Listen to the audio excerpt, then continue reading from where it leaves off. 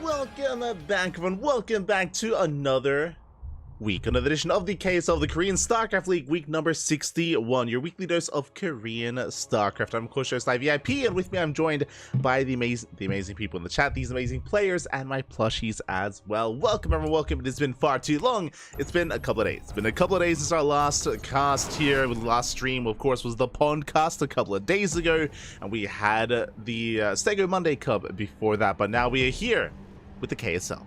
Let's go. We have our first series. We are jumping on in and spawning in the top left-hand corner of Golden Aura. We have the South Korean Protoss player, the blue Protoss, representing himself, currently teamless.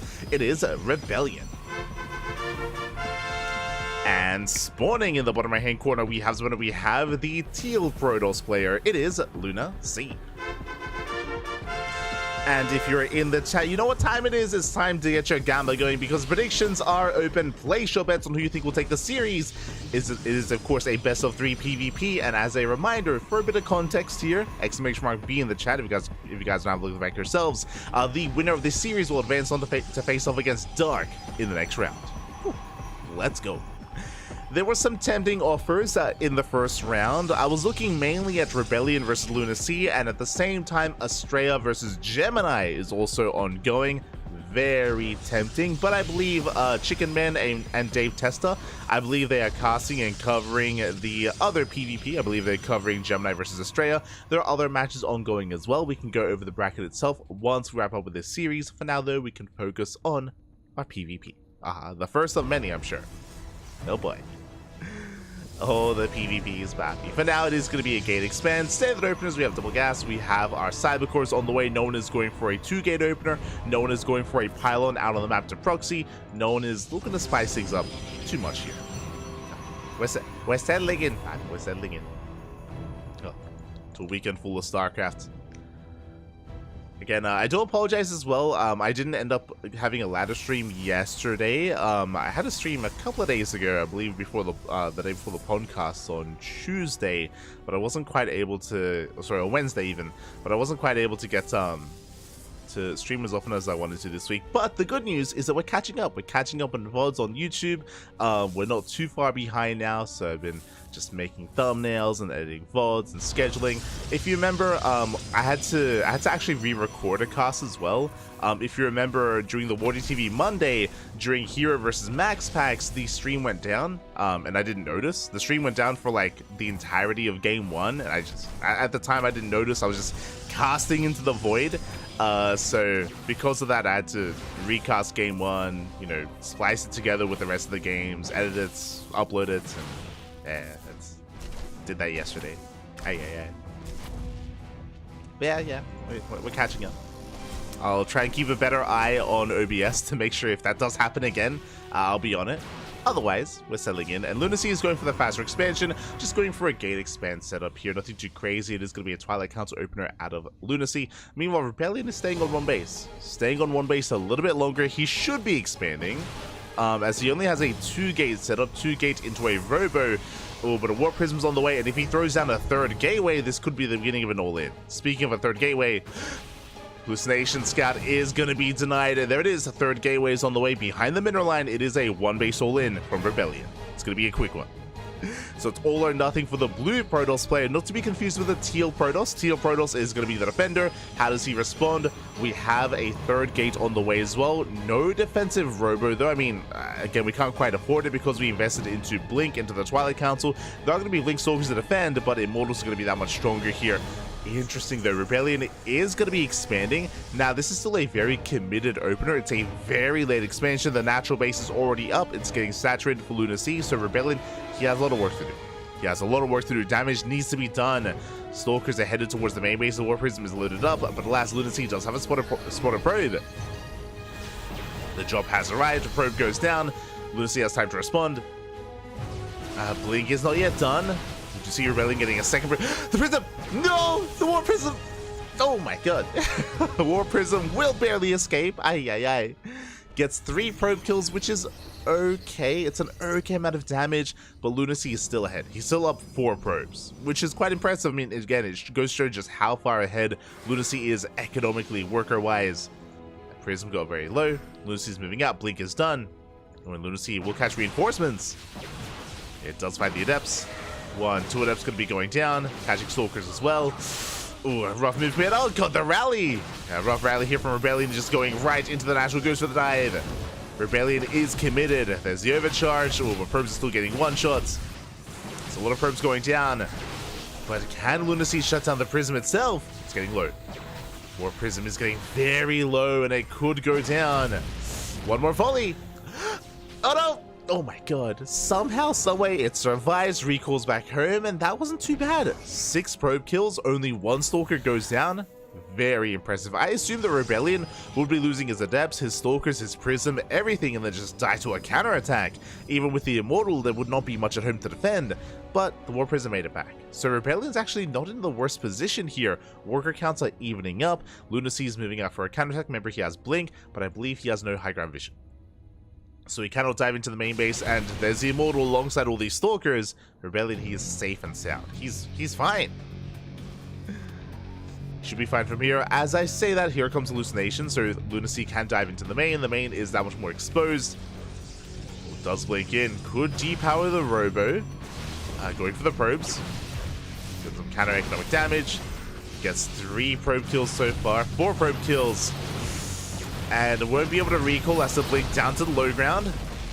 Leading out some Stalkers. At the same time, War Prism poised to go into the main.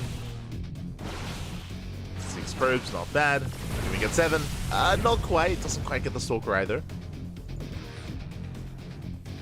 That was 4 probes with 6... Sorry, 4 Stalkers with 6 probes. Not the best trades here for Lunacy, but trades nonetheless. Meanwhile, finally the War Prism is going to go down. But at this point, it's paid for itself. War Prism has fallen, but that's going to be another 5 probe kills. Sword Adepts, they one-shot probes. And they keep going. They just keep on going. 7 probe kills. Finally, they're going to be cleaned up. But Rebellion, he's back in this. Again, it was a bit of a rough start for Rebellion. I do think that Lunacy could have had a cleaner defense leading up to this game state and could have been in a much more dominant position. But last Rebellion, he has stabilize, if not even taken a lead. I mean, Blink is more than halfway done for Rebellion. He's building up a higher and higher immortal count. He's still on 2 bases, but so is Lunacy. Lunacy's counterattacking, but again, these Stalkers, I don't know if they can really break the natural. Not against 2 immortals. And when behind, what do? Go for the gold. Jesus Christ. Lunacy is rushing into the gold base here as a ninja base. Not just that, he's going into the gold, going for a dark shrine, and going for glaive adepts as well. You know, just as aggressive as possible off the back of this gold base. I mean, after all those losses, Lunacy, he will be able to bounce back with this. In saying so, though, it will take a little bit for this base to really come into play, for all the for the minerals, for the income to really be showcased here, really be shown off in the supply. And Rebellion's moving out. As he moves out, Lunacy catches some reinforcements. He drags the army back home. He's buying a lot of time. Doing well for himself. Lunacy is buying time. Building up more reinforcements, warping in. DTs are in the mix as well, soon to be. Now Rebellion does have detection, does have the observer. But DTs, they can always just come into a counterattack instead. Speaking of, Lunacy going for the natural, and there's nothing here. No shield battery, no nothing. Yeah, he's forcing the all-in. I mean, Rebellion, he was already 2 base all-in to begin with. But he's going to have that much less reinforcements. Back at home, what do we have to defend? Glaive Adept's not going to be ideal, but there are shield batteries. There's 3 shield batteries. There's the overcharge. Overcharge gets focused down. Immortals, they're doing a lot in the back line. A lot of Stalkers are falling. Points are being pulled. Nice force fields here out of Rebellion. Could do with pulling back for a moment there. Meanwhile, across the map, more probes are falling. Going to be losing every single worker. Rebellion, he's breaking through. He breaks the natural, but he needs more than that. He's the main. Rebellion, he needs to keep going. Across the map, 26, 27 probe kills. Every probe going down kills the natural. But again, Lunacy, he's got the gold. Like, the natural does not matter. Rebellion has to keep going. Has to keep pushing. Takes on a pylon. Gets a couple of adepts, but again, Lunacy is buying time, and he can always recall back home. He can always recall. He doesn't even need to, though. There is no high ground shield battery. That is concerning. But there's the recall. And Lunacy with a high stalker count, he can just dive on the army. Down with the Prism. Speaking of, yeah, War Prism gets 1 shot, Immortal gets 1 shot, GG gets called, and Lunacy will take game number 1. Whew. GG.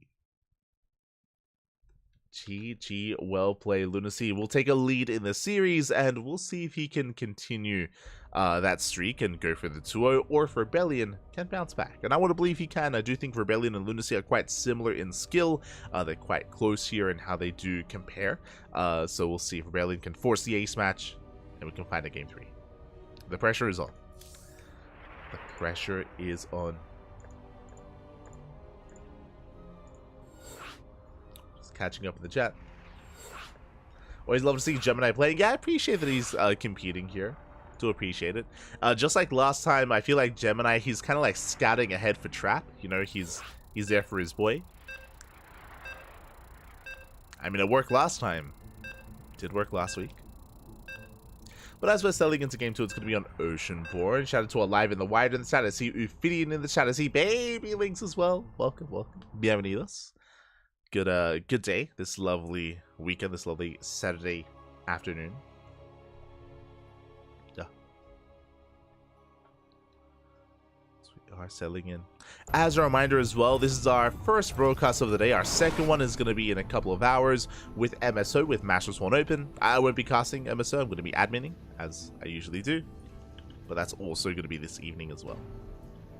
Oh, the StarCraft. Until then, though, spawning in the bottom right-hand corner of Oceanborn, we have the South Korean Protoss player, the Blue Protoss. It is Rebellion.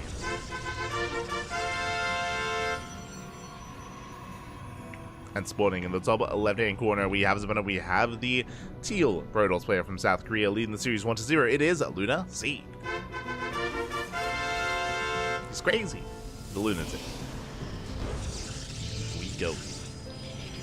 Now again, we saw more aggression out of Rebellion last game, and even though he went for a much later expansion, it was worth it in the end. You know, Rebellion, he was able to do enough damage, it was able to have it pay for itself, and allow him to stabilize. Of course, that led into Lunacy going for the Ninja Gold, which allowed him to keep up with his warpins, maintain his production. Despite the all-in the Rebellion was going for on 2 bases, Lunacy, he was more than fine. He was on a more than 3 base economy with that gold, and even though he was losing some of his bases, some of his workers, it did not matter in the end, and time was on Lunacy's side.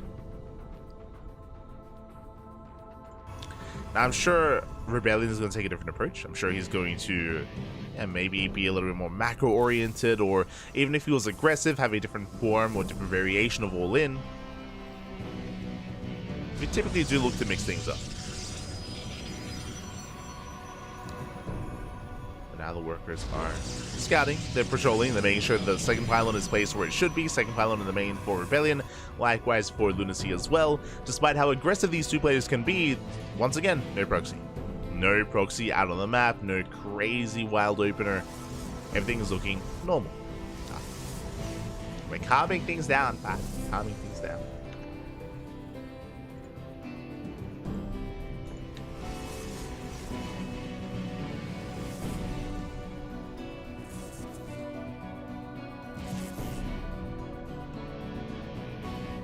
Meanwhile, we have our initial units of choice. Once again, Lunacy actually going for a single sentry opener. Now, this is one of the greedier openers you can go for.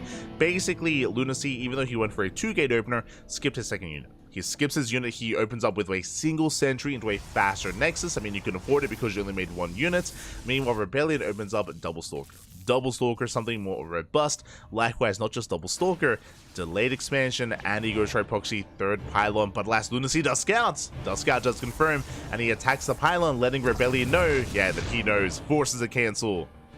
Nice damage here by Rebellion, or nice scouting by Lunacy. Rebellion, he has to back up. Behind this is expanding and throwing down his tech. It's going to be a Twilight Council this time at the Rebellion. Meanwhile, Robo from Lunacy. So the turns have tabled. Lunacy is going to have the more immortal heavy composition. Rebellion will have faster blink. I say faster blink. I think initially that proxy pylon might have been for a Dark Shrine, as DTs would have been a potentiality here for Rebellion. No longer though. No longer the case. Stalkers move out. Shield battery is done, sentries will defend. Likewise, hallucination will dive into the main base. This is the big reason why you would open sentry here in PvP. One of the big reasons is the free scouts. So Lunacy sees everything. Meanwhile, just outside, setting up his own proxy pylon. First immortals already on the way. Now again, the power of the Robo opener is just really fast immortal production. You can get up to 2-3 immortals real quick.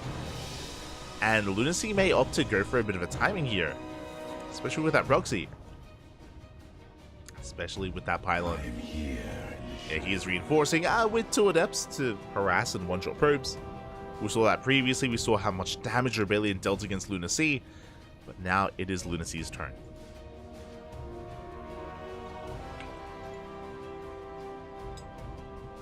It is going to be his turn instead. Adepts threatening a shade.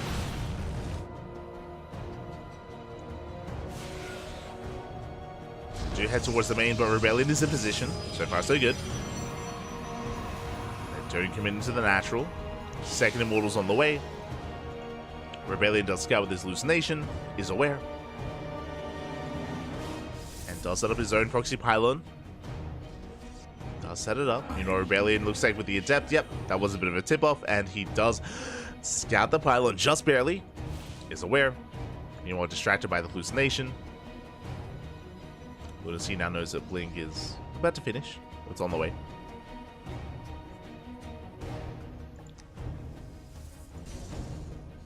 And both players are building up. Rebellion going to be the first to expand, taking a faster 3rd. Shuts down the proxy pylon. Blink now on the way for Lunacy. He's catching up.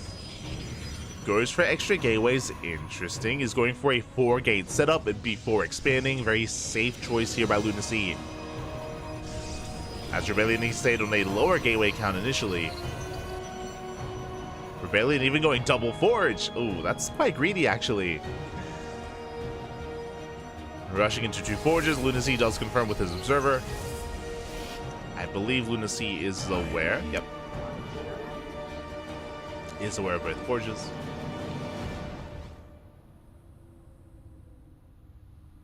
And And we'll see if Lunacy can try to break Rebellion before the upgrades kick in. That is going to be a lot of upgrades.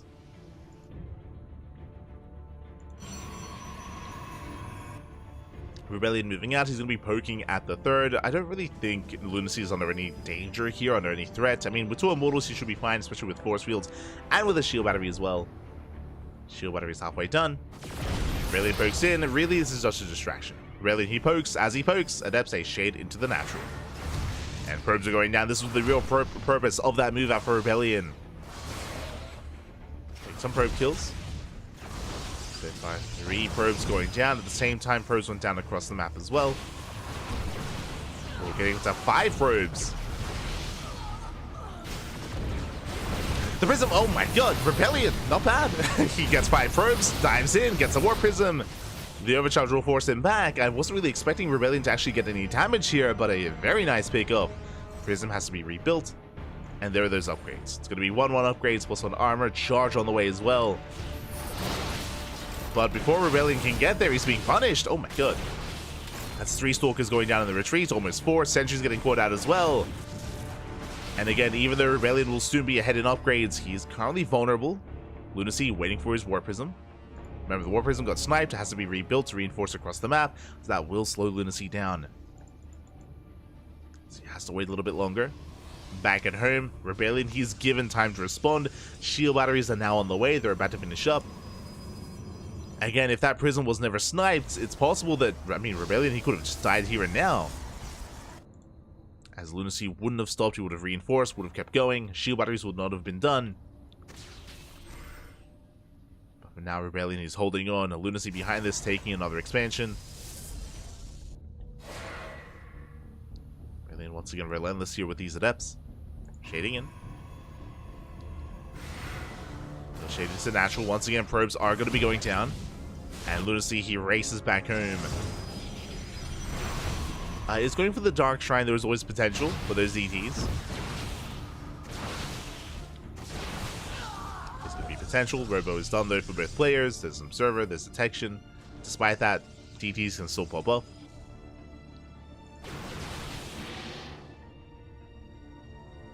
As Rebellion starts being active again, getting his own 4th. Warp Prism is set up across the map. Stalkers are moving out as well.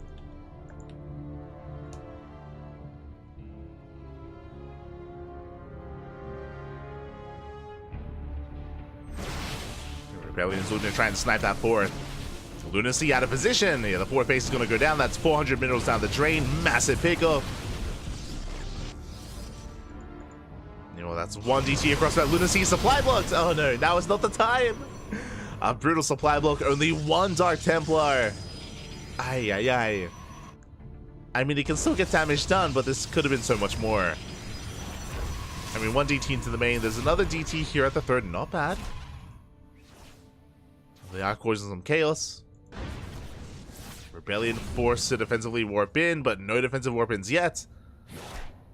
Yeah, he's actually turning everything back around.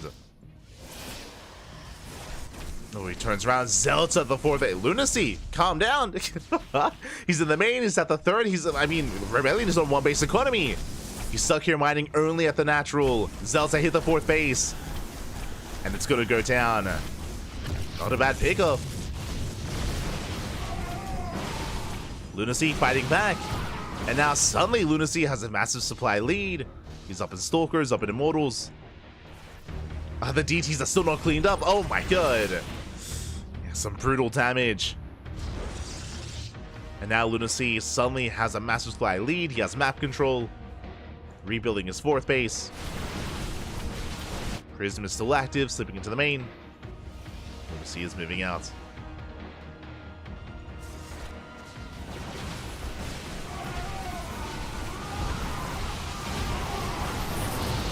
Here we go, pushing in towards that 3rd, and Nova going up. Disruptors have arrived. But grazes the army, gets 1 Stalker.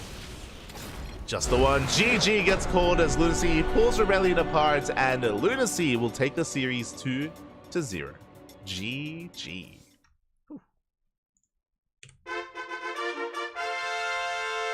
GG, well played. Lunacy will take the series, will advance on. Congratulations, my condolences to Rebellion. I mean, he was able to hold his own, and he's an amazing player in his own right, but alas, Lunacy will take the win here and will not drop a map.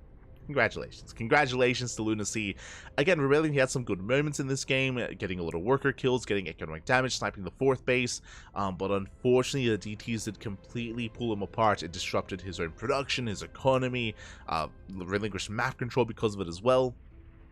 DTs did so well. GG. GG, well played.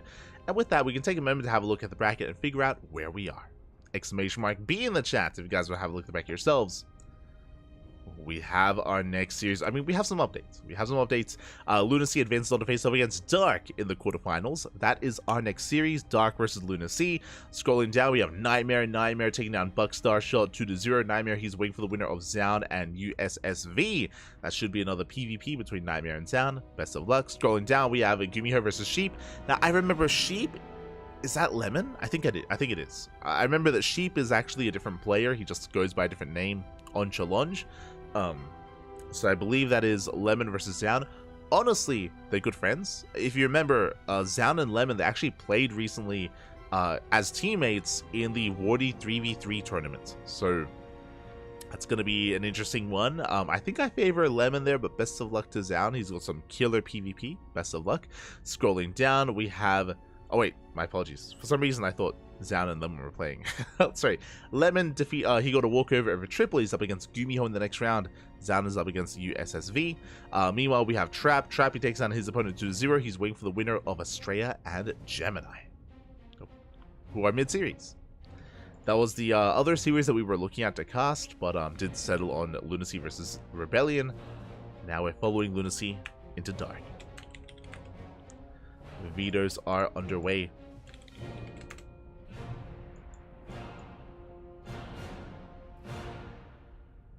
We do need a moment to set things up. Un momento.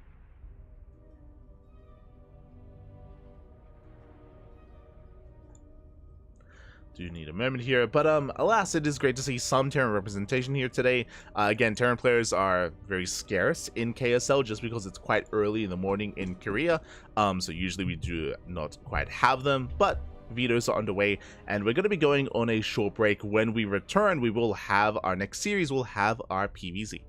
See you soon.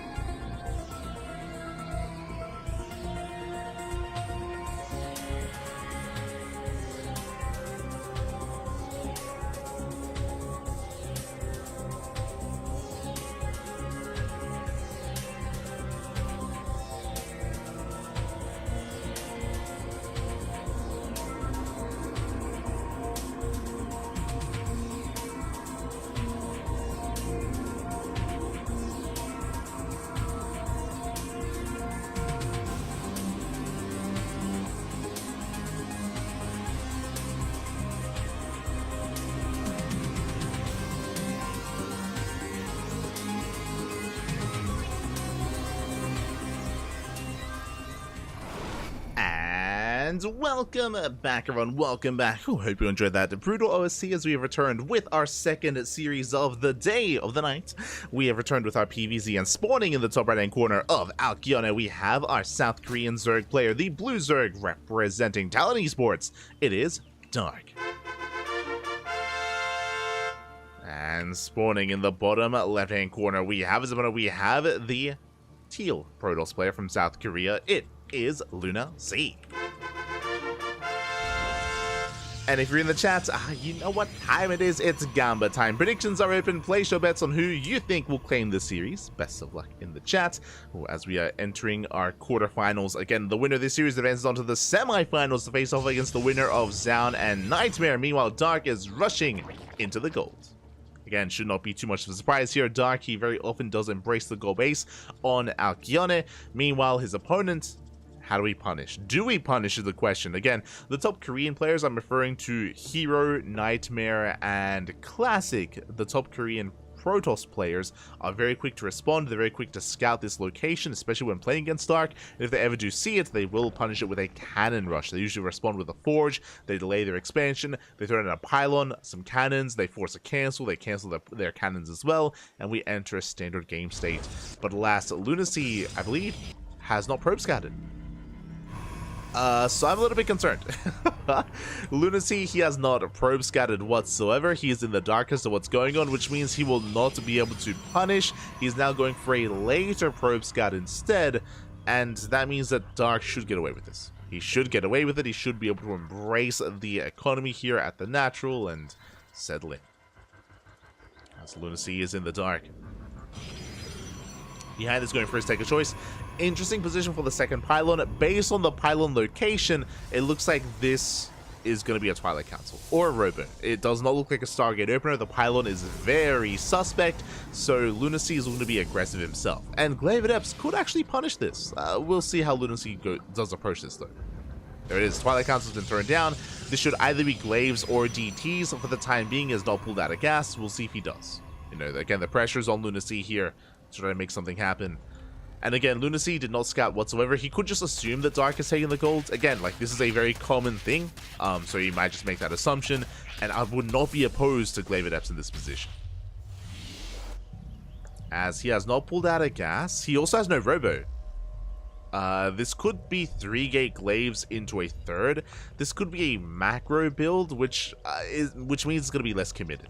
It is going to be less committed here from Lunacy. Show us what you got. It's going to be the Dark Shrine. Interesting. So it's going to be a DT based opener. But again, there's no Robo.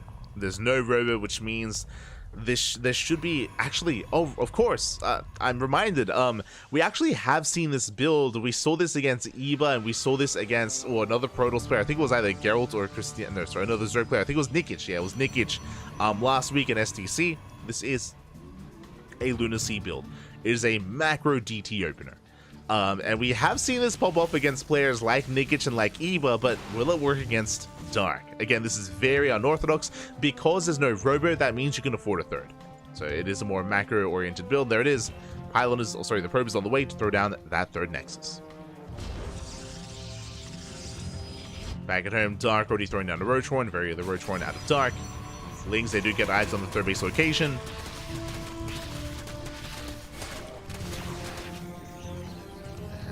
See, he does deflect for now. Dark once again, they're rallying more Lings across the map, going for the expansion, going for the Nexus, going for the surround as well. Does take down the shield battery. Shield battery is denied. DT's forced to reveal themselves defensively. Oh, that's not ideal. As Dark, he already has spores in position. Now we have a spore on the way out of the natural as well. There was potential for these DTs, but they had to reveal themselves. And now Dark, he is more than ready. Now Blink is on the way for the DTs. There is potential to get more damage with Blink. That is true. And Lunacy does at least establish his third, but it may not matter. Oh no, it may not matter as Lings, they get the surround. They shut down one of the Dark Templar. Massive pickoff. Now Dark is getting ready for his assault. Remember, the goal base is now fully up and running. It's fully operational. Lair is on the way. That should be for an Overseer. And Dark, he should soon be pushing. He's just amassing up more Lings and Roaches, getting ready for the assaults. Again, there's not really much to defend back at home. There's no Robo, which means there's no Immortal, there's no upgrades, so no Glaives, no Blink, no nothing. Lunacy has only DTs and Archons to defend. And it's not going to be enough. Yeah, Dark, he's about to snowball out of control. He's going for the all-in. Dark cutting workers at 42. Not saturating that natural. It's only for Lava. And it's all or nothing for Dark. And again, there's just not much here. There's There's just not much here to defend. The lair is done. The Overseer has morphed in, which means there is plenty of detection. And Blink is just now starting. Files, they shut down the shield battery. Shield battery goes down. The third base under fire. The Archons are being targeted down as well. Oof, massive Vials. And the third base is going to be broken. There's just not much here to defend.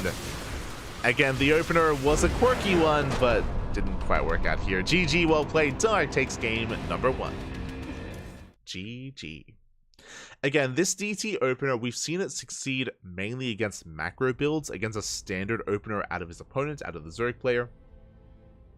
Prince's DT. Okay, I was curious whose build it was, but Prince's DT build. Okay. Thanks for letting us know, Rebellion. He beat Dark with this build in GSL. Yeah, that would have been a long time ago. And again, I do feel like it can really thrive against a more macro-oriented build. Unfortunately, Dark, he of course did open up with the goal base, which means he was very well set up to go for an all-in to punish the build in the end, which we saw came to fruition. So just an unfortunate setup there for Lunacy. Likewise, had to reveal his DTs earlier as well, so they did no economic damage. Dark was all over it. Now we're getting into game number 2. Let's go.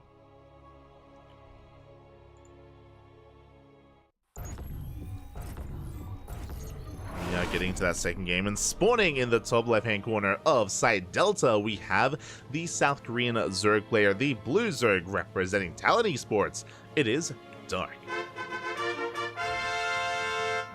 And spawning in the bottom right-hand corner, we have the Teal Protoss player from South Korea. It is Lunacy.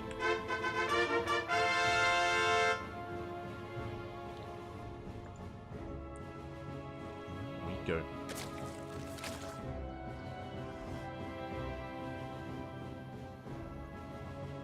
So we are going to be settling in.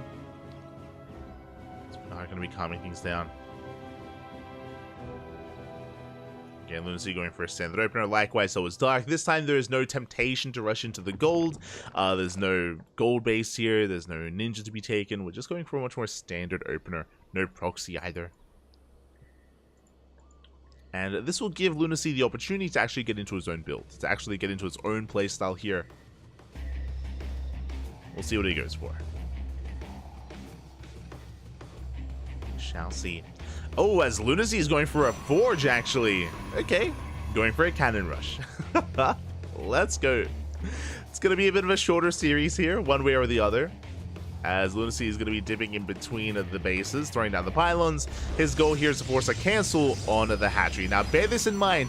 This is not a committed Cannon Rush. This is a Forge expand. So this is designed to cancel the expansion and then macro out of this. It is not designed to kill. Meanwhile, Darky pulls the boys, does focus on the first pylon. His goal here is to break through the pylon and get onto low ground as well and try to focus down the cannon. The wall has been opened up. But I don't think Dark can get on top of the cannon. Yeah, he won't be able to. So far so good for Lunacy. You know, the workers, there's a lot of delayed mining time here. Dark didn't accomplish what he wanted to. Cannons will finish up. Dark finishes the hatchery. And Dark, can he get away with this? I mean, Dark, he's going for Spine Crawlers. Can he save the natural base? If he can, that's going to be a huge win for Dark. So that's 3 cannons on the way. I should say 3 in total. We have a backup pylon as well. I don't see Dark saving this. It's going to be close. Dark, he's amassing Queens, amassing a second Spine Crawler. He can attack from the high ground. Now, once this pylon goes down, Lunacy won't have high ground vision, but again, the goal is just to kill the natural, and he will. He will kill the natural base. It did cost Lunacy 3 cannons and an unnecessary second pylon. Like, this pylon was not needed, clearly. So that was a bit of a loss for Lunacy. Meanwhile, across the map, ooh, 3 probes go down. And pylon falls, which means Dark can now reposition, and this is going to be cleaned up. So again, Lunacy did over-invest a little bit here, but regardless, does kill the expansion. Behind this can probe up. Cybercore's on the way. Now, the downside, of course, for Lunacy is the delayed tech. Whether it's a Stargate or the Robo follow-up with the Twilight Council, we're waiting for the Cybercore. And the Lings, they keep coming in. Oh, the wall is wide open. We already lost 3 probes. That's going to be 4 probes going down. Assuming we can get another. We can. That's a 4th probe kill. Can we get 5? We shouldn't. As the cannon does finish. But tech-wise, Lunacy is not in the best position. Meanwhile, Dark has been able to clean up the cannon rush, is double expanding to catch up, and he's just droning. He's just droning up. He's oversaturated, but he's just happily droning. Maynarding over. Lunacy taking a ninja 3rd. I mean, it makes sense. To be honest, if Lunacy tried to take a regular 3rd expansion, I do feel like Dark would punish and would deny it. I feel like Dark, he would deny the expansion. So I do think this makes a lot of sense for the Protoss. Otherwise, he'd be stuck on 2 bases. Stargate's on the way with the Void Ray.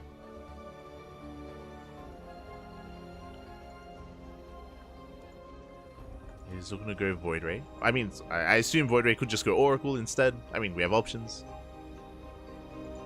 Dark taking a 4th. Triple expanding.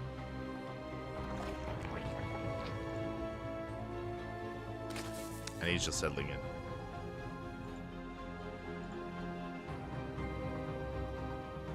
Speaking of the initial Stargate, there it is. Void Ray is the initial unit of choice to hunt down the Overlords. Dark has still not scattered the expansion, is still unawares as to what's going on. Going for the Evo Chamber is an interesting choice. I'm curious if it's for +1 melee or carapace, especially since Dark is making a lot of Lings. Oh, second cannon rush. Second cannon rush here to try and delay the expansion, but Dark, he's rotating over. He has plenty of Lings, Queens, and Spine Crawlers as well. He should be fine. Yeah, Spine Crawlers, they just tank some shots. Lings slot in. This was not worth it for Lunacy. I mean, you could argue that sure, he forced all these Lings. True. Did force out Lings. Meanwhile, 2 drones going down. 3 drones even. It's okay. It's okay. That was a big investment behind this. Lunacy going into a Fleet Beacon and rushing into Sky Toss. It's going to be 2-base Sky Toss out of Lunacy. I say 2-base because Dark, he has scouted. He has moved over with the Overlord. He has scouted the expansion. He is aware, and the Lings are here to deny it. Yeah, Baneliness on the way, plus on melee. Lair as well. Dark, he is massing Lings. And his goal should be to shut down this expansion. Should be.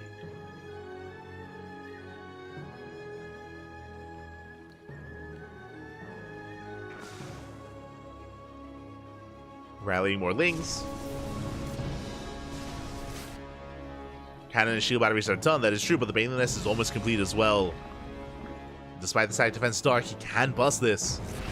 Does confirm. Pulls away for now. Tempest production has begun. Dark checks the natural. And he's just looking for a way in.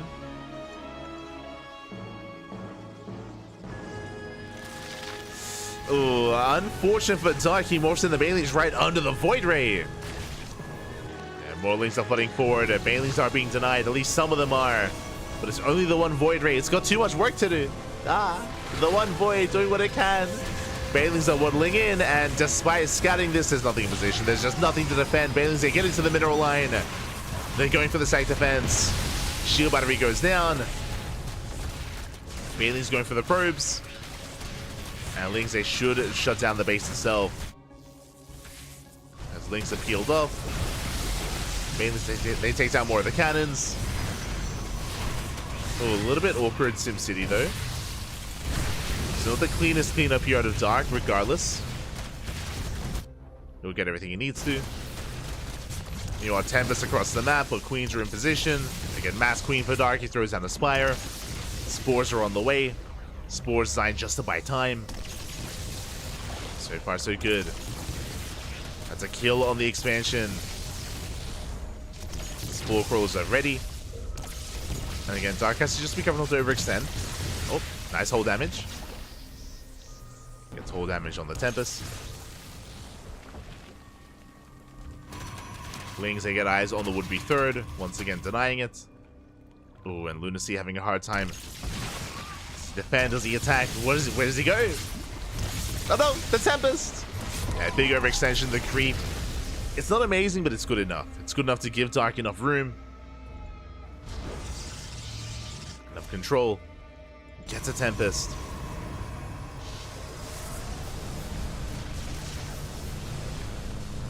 And now the Spire is done. We have Corruptors on the way. So it's going to be Corruptor Queen for Dark. Exactly what he needs. Lunacy will eventually get this third base up and running, but Dark, he's on 80 drones already. He's on an insane economy. Just making drones and queens this entire time. Now getting to Corruptor, of course. Another Tempest getting caught out. I do apologize for some of the stuttering that's happening in game. I will turn on my VPN after this. It's just routing to Korea. So, a bit of a feels bad, man. But we'll turn on the VPN after this series. Or after this game.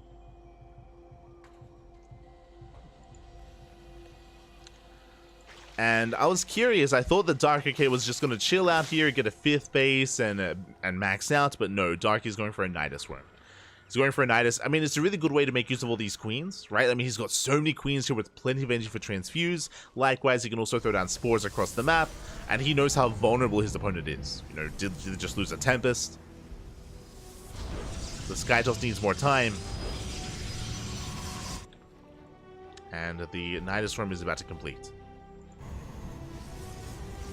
Likewise, Lings are fanning out, looking for more expansions. It's going to be 4 Tempests, 2 Void Rays. I mean, the Overcharge can come into play, definitely. But here comes the move out.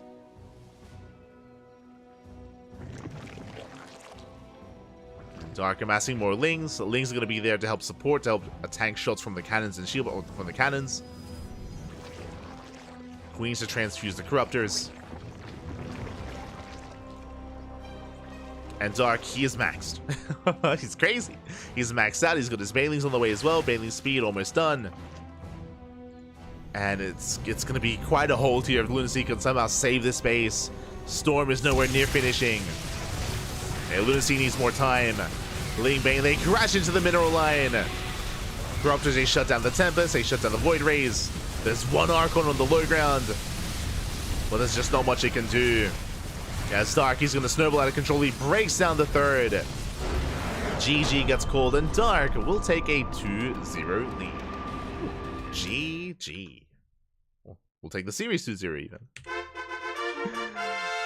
GG, well played. A very, very cool, calm, and collected response out of Dark, bearing in mind that Dark did initially get cannon rushed. I did say that Lunacy did feel like he over-invested into the cannon rush, but regardless, it was relatively successful. It took down the base. Despite that, Dark, he was across the map. He was sniping probes. He got 4, almost 5 probe kills. He also scouted the ninja base and was able to punish it, was able to shut it down as well.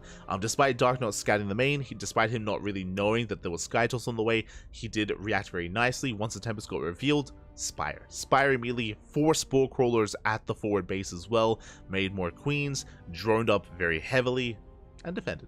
Very nice. Very nice defense there out of Dark. GG. GG, well played. Dark will claim the series, will advance on to the semifinals, and the question becomes who will face off against him in those semis.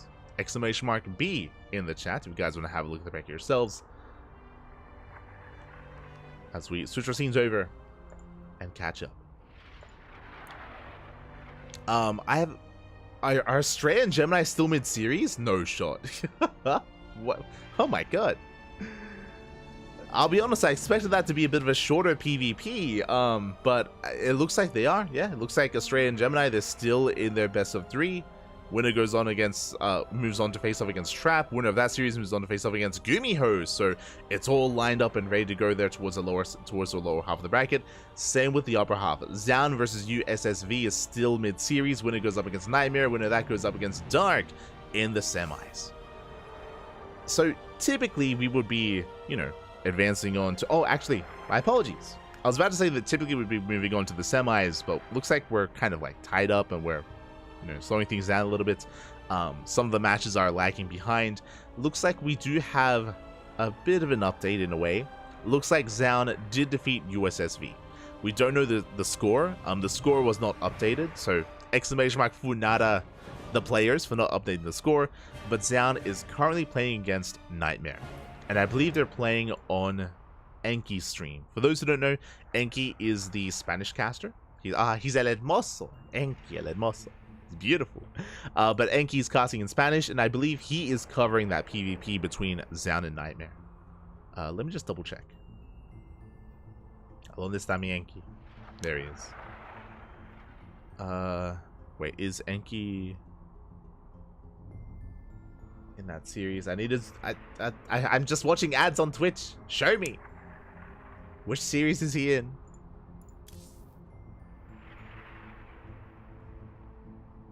Ooh, no. Actually, I think he's casting Estrella versus Gemini, which means I think Inu is casting the other series. Hold on.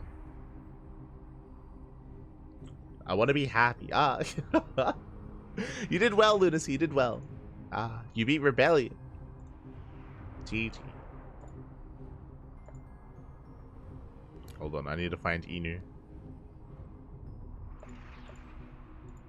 All the Twitch chats. Okay, so it looks like Gemini. Oh yeah, Gemini and Estrella, they're in the ace match. That's crazy. But Gemini and Estrella, they're in game 3. They're in the ace match, and there's a world where maybe Gemini defeats Estrella as well. Very impressive.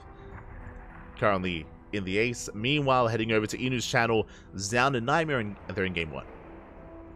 Zound and Nightmare are in game 1, which means we should be looking to jump into game 2. Okay, so a bunch of updates are coming in. It looks like Estrella did defeat Gemini 2-1. Estrella versus Trap is about to begin. Technically, we could jump on Estrella versus Trap, but Chicken Man and Dave Testa are casting those series. They're casting those matches, so we'll kind of give them some room. They can cover that, and we can try and jump into Zound Nightmare. Because currently there's no English coverage. There's no one casting in English, so may as well focus on that. It also leads into Dark. It makes sense. Does make sense.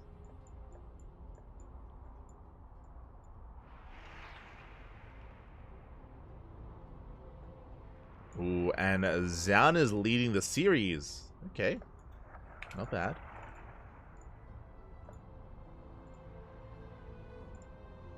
Un momento here. So Zound is leading the series against Nightmare 1-0. Beautiful. We're jumping in.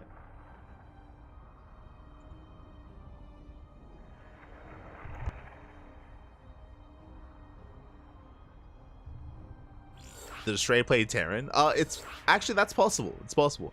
Estrella does often off race if he feels confident against his opponent. I'm not too sure. Not too sure what happened in that series.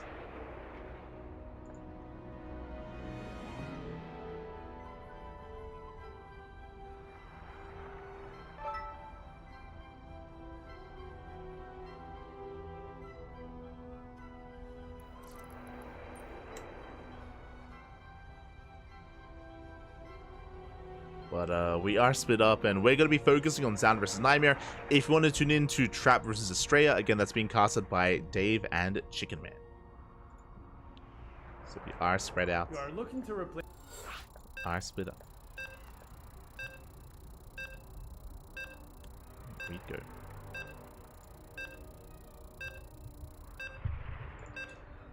Beautiful. You can hear the beats. We're jumping into another PvP. Okay, the PvPs, they just keep on going, at least until the semis. We have a Terran and Zerg confirmed there, at least. Also, hello, Pecoeta. Gumiho. We'll get there, we'll get there.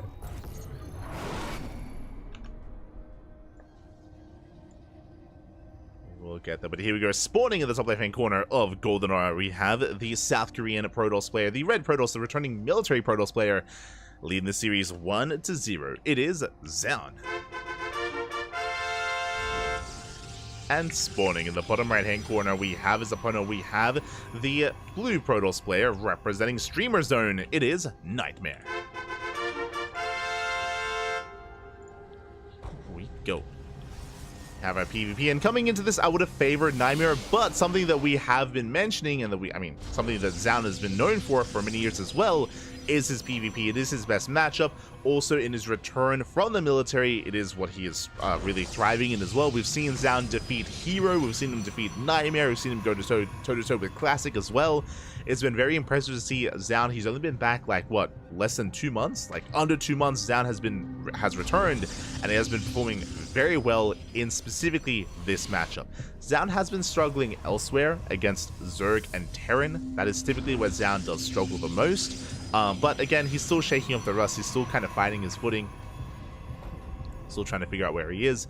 And PvP has changed the least over time as well. So it makes sense that Zaun, he's able to jump into it a lot easier than some of these other matchups. Oh, also, before I forget, if you're in the chat, you know what time it is. Gamba time. Predictions are open. Place your bets. We are jumping in mid-series. Zaun is 1 game away from winning this series. So, I mean, predictions might be in favor of one instead of the other. I do believe that Nightmare can force the ace though. I mean, Nightmare is still an amazing player in his own right. His PvP is also very strong and very good. So I do think they can go back and forth. And I would expect an ace match. I would expect it, but it's up to the players. It is up to the players here. As for now, it is going to be double Adept opener out of Nightmare. Double Adept against against Stalker Sentry. Zaun being more macro oriented. Meanwhile, Nightmare going to be more aggressive, more assertive. His goal here is to get into a mineral line, is to get some economic damage done, and to keep Zaun busy back at home. When it comes to game 1, I believe it was on Alcyone, and I think it was more of a standard back and forth, but I'm not too certain. We weren't able to catch most of it, as it was happening at the same time as our own series.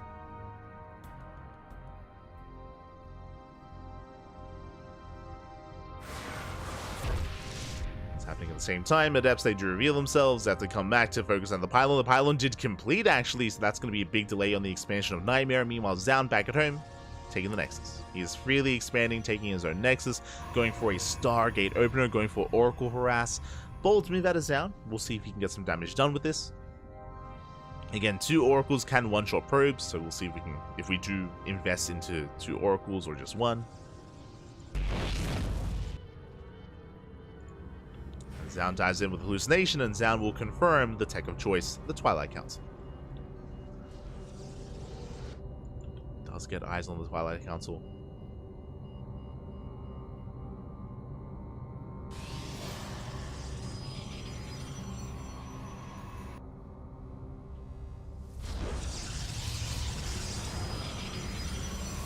Likewise, we do have that first Oracle on the way. Is in production, I believe. Nightmare hasn't scouted. Yeah, he hasn't gone into the main, not yet. Adepts say threat in the shade, but there's no way into the main base either. Yeah, Nightmare is denied. Now, Nightmare will have a faster blink kind of timing here. He will have better stalkers overall, at least for a time. That is true. But look at how late the expansion is. It's still not done, and Zaun is already saturating. He's already saturating. He will be getting ahead in those workers. So you make 2 probes at a time. Nightmare reinforcing, catching out the Stalkers. The bait! Oh my god! The bait was real, and Nightmare luring out the Stalkers will shut them down, gets 1, and should get both. Very nice catch from Nightmare. Takes down 2 Stalkers. Zaun now in a bit of trouble. He does have a shield battery, he does have an overcharge, and a force field. Meanwhile, the Oracle gets across the map. Ooh, forces a defensive warp in. Gets 4 probe kills. Nightmare was not ready for this. Ay, ay, ay. 6 probe kills. And the Oracle gets away. Meanwhile, Adepts take him into the shade. Wasn't worth it. Force field knocks him down. Probes pull away. And Zaun, he's all over this. He gets 6 probes across the map. He defends his mineral line. Oh, he has to kill his own shield batteries. That's a little bit less than ideal. But overall, I do favor Zaun. Now, as I mentioned before, there is going to be a window of opportunity where Nightmare has Blink. Blink did just finish. Speaking of, he shuts down the Oracle. And with these Blink Stalkers, Nightmare, he can move out. He can try to pick away at the army. He can bypass the army and dive into the main, hit the third base. Nightmare has potential. And he needs to get something done.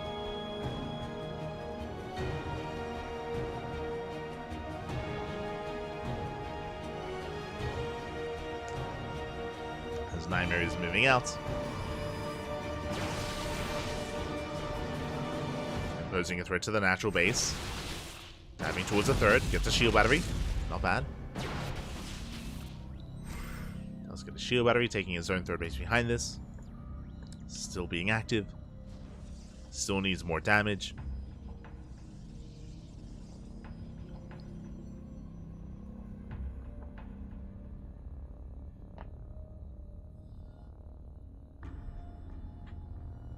And it looks like he will find a way into the main. The main base is looking exposed.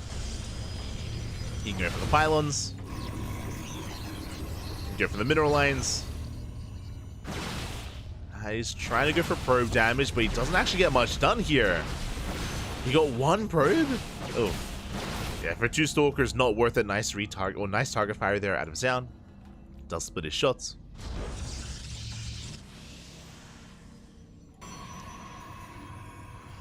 And that was a little bit lackluster for Nightmare. Still building up there.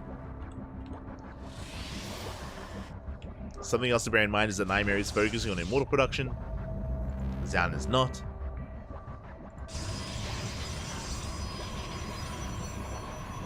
Immortals are on the way. Meanwhile, Zaun going to be taking up instead, working towards charge. And that's going to be the ideal. Getting into a mass charge load composition. Nightmare has a choice to make. He could be more defensive and just throw down the Temple Archives and build up Archons as well. We'll see. Oh, as Zaun is skipping Archon production, going straight for the Bay. Zaun, he's rushing into Disruptors. Disruptors on the horizon, and Nightmare has no idea, at least for now. With Observer, not bad.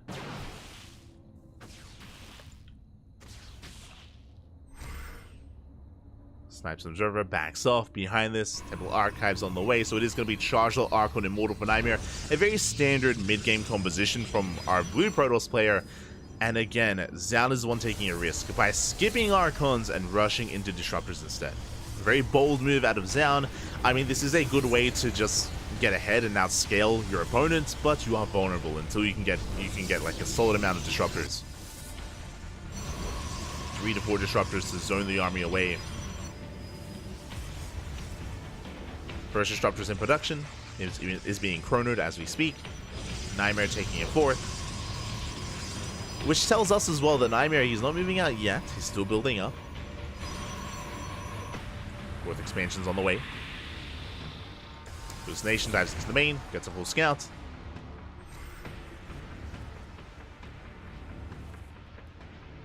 Gets eyes on the lack of gases as well.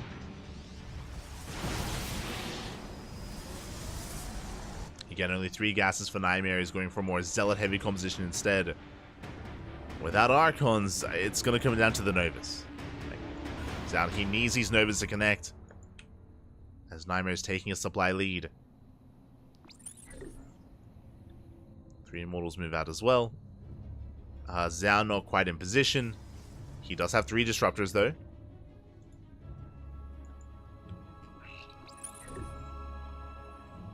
Nightmare going for the third.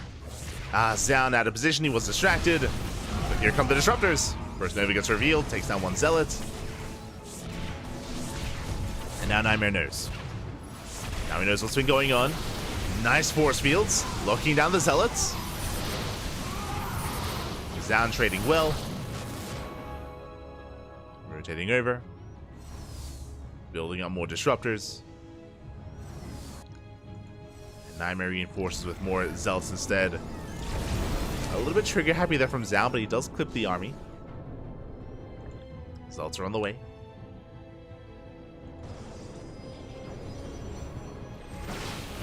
Oof. Nightmare, he has to be careful here. He's playing with fire. Nova's going off. Again, remember, Nightmare, he has an army that can dive with mass zealots, but the longer this game goes on, the better it is for Zaun. He's got so many disruptors. You could argue too many. I would not be opposed to making like 2 Colossus alongside this. You don't see Colossus in PvP too often, but against a heavy gateway composition, they have their place.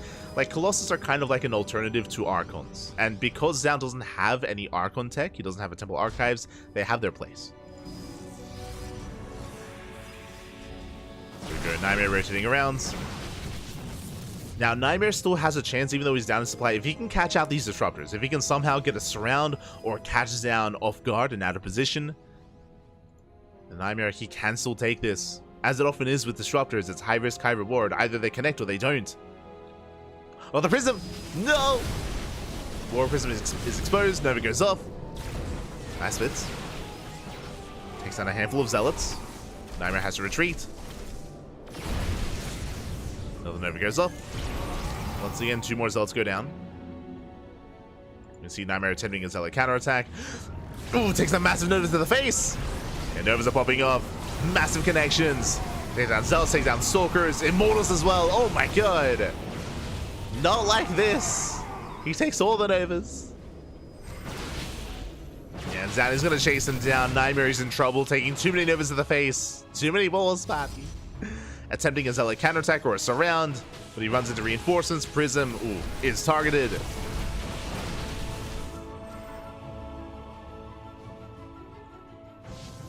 Zaun, he's just been all over this game. And I mean, how can Nightmare engage? And not anymore, he cannot. We spoke earlier, there was a window where Zaun was vulnerable before he hit critical mass of disruptors, but this is critical mass. He's got how many? 6 disruptors, zones the army back, the main army rotates over towards the fresh mining base, and Nightmare just can't engage. He just cannot engage. You can see he's trying to get into his own disruptors, but he's quite far behind. Nexus goes down. Nightmare once again trying to go for that Desperation Zealot run by. Nova gets avoided. There's one more Nova. Not anymore. Zaun targets out the disruptor. He's pushing and he's going for the kill. And Nightmare, he just cannot keep up. Not with this army, not anymore. Nexus goes down. Zealots, they bust into the mineral line. Oof. Massive connections here in the mineral lines as well. And the main army. Zealot Rambai doesn't achieve much either. Plenty of reinforcements back at home. Oof. And Nightmare, he's down to 3 bases. Down to, I mean, barely a 3-base economy. As his bases are mining out. Archons and Immortals go down. Only Blink Stalkers remaining. And again, the Blinks are solid here for Nightmare, but there's only so much you can do. We dive on the Prism, on the Disruptor once again. Both Disruptors. And again, it looks like Nightmare might just barely hold on. He forces a recall, takes down 2 Disruptors, takes down 3 Disruptors. But the only reason why Nightmare just held is because there's no War Prism. There's no War Prism. Reinforcements for Zaun, they're taking too long. They're taking a little bit too long to get across the map. But here come the reinforcements. Here comes a massive wave of Protoss. GG gets called, and Zaun will take the series 2-0. GG.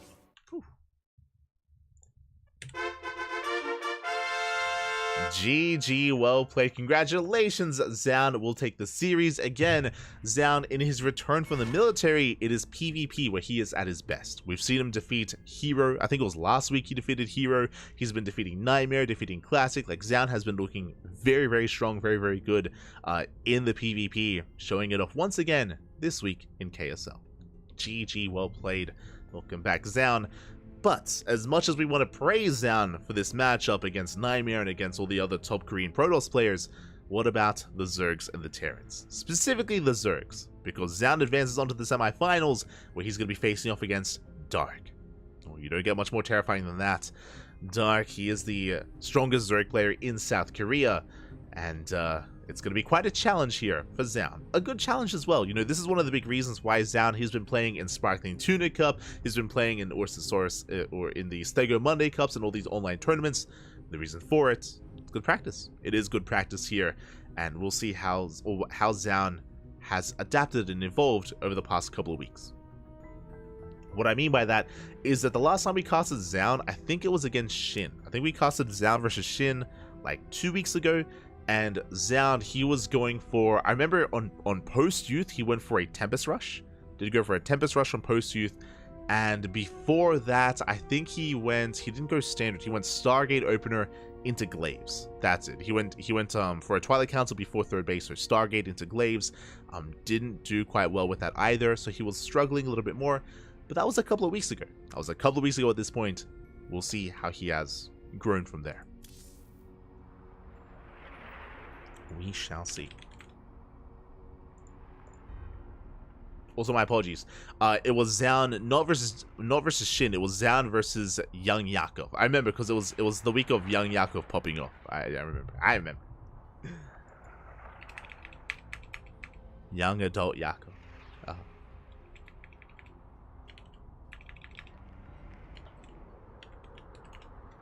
Here we go.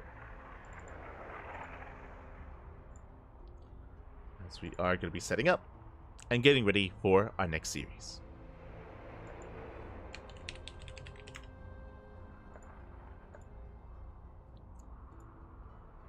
We just need a moment here to get those videos going. And if you're in the chat, ! Be in the chat. You guys can have a look at the back of yourselves. Here we go. We have the upper semifinals. Let's zoom in a little bit. Hold on. I got there. I can see. There we go. You can see here, Dark took down Lunacy, Xian took down Nightmare. We have the upper semis, Dark versus Xian. Winner advances on to the grand finals. Scrolling down, we have Gumiho. He has been patiently waiting for quite some time, and he's still waiting for the winner of the other PvP, Estrella versus Trap. So Max Angel versus Trap, they're currently mid-series.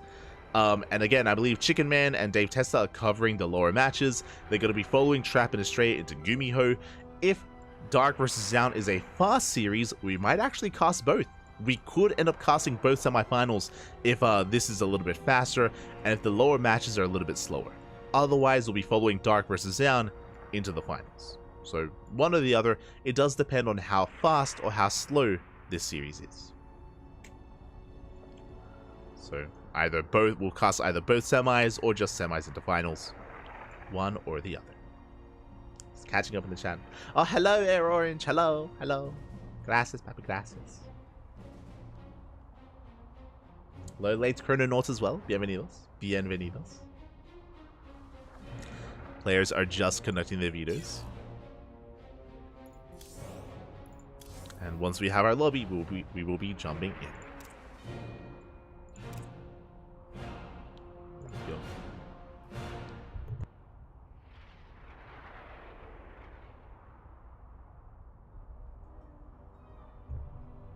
Oh god.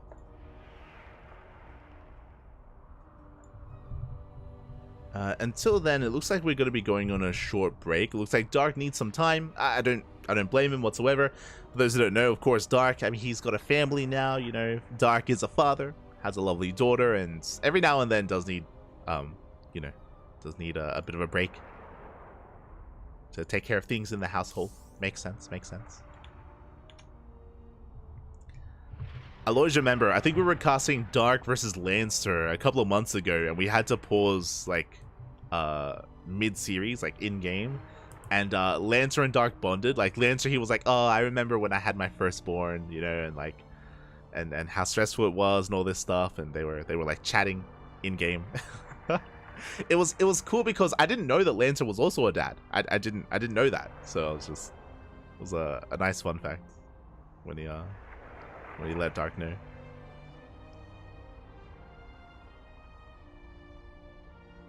But yeah, for now, I guess we're going on a short break. Once our players are ready, we'll be jumping into our next series. Predictions will be open once we get into game, so don't you worry. Take this moment to get some snacks, get some water, take a small break, and then we'll be back with some more StarCraft. See you soon.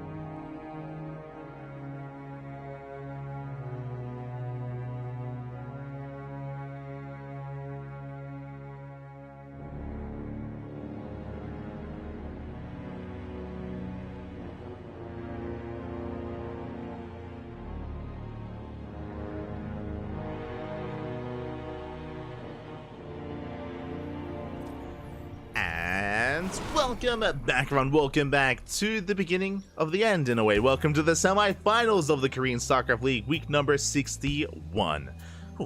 Again, nearing kind of the end here of the tournament, and we're here to find out the first finalists as spawning in the top right-hand corner of Alkion. And we have our South Korean Protoss player, the Blue Protoss, representing himself, currently teamless. It is Zaun. And spawning in the bottom left-hand corner, we have the South Korean Zerg player, the Red Zerg, representing Talon Esports. It is Dark. And Dark is doing dark things, as always here on this map, rushing into the gold.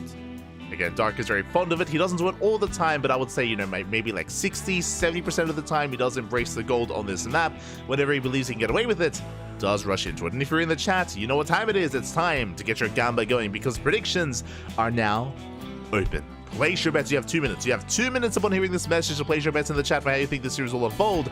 Zaun has recently returned from the military. Zaun has been on the rise, but Dark, he has yet to conduct his own military service. Dark, he has been on the grind the entire time that Zaun has been gone.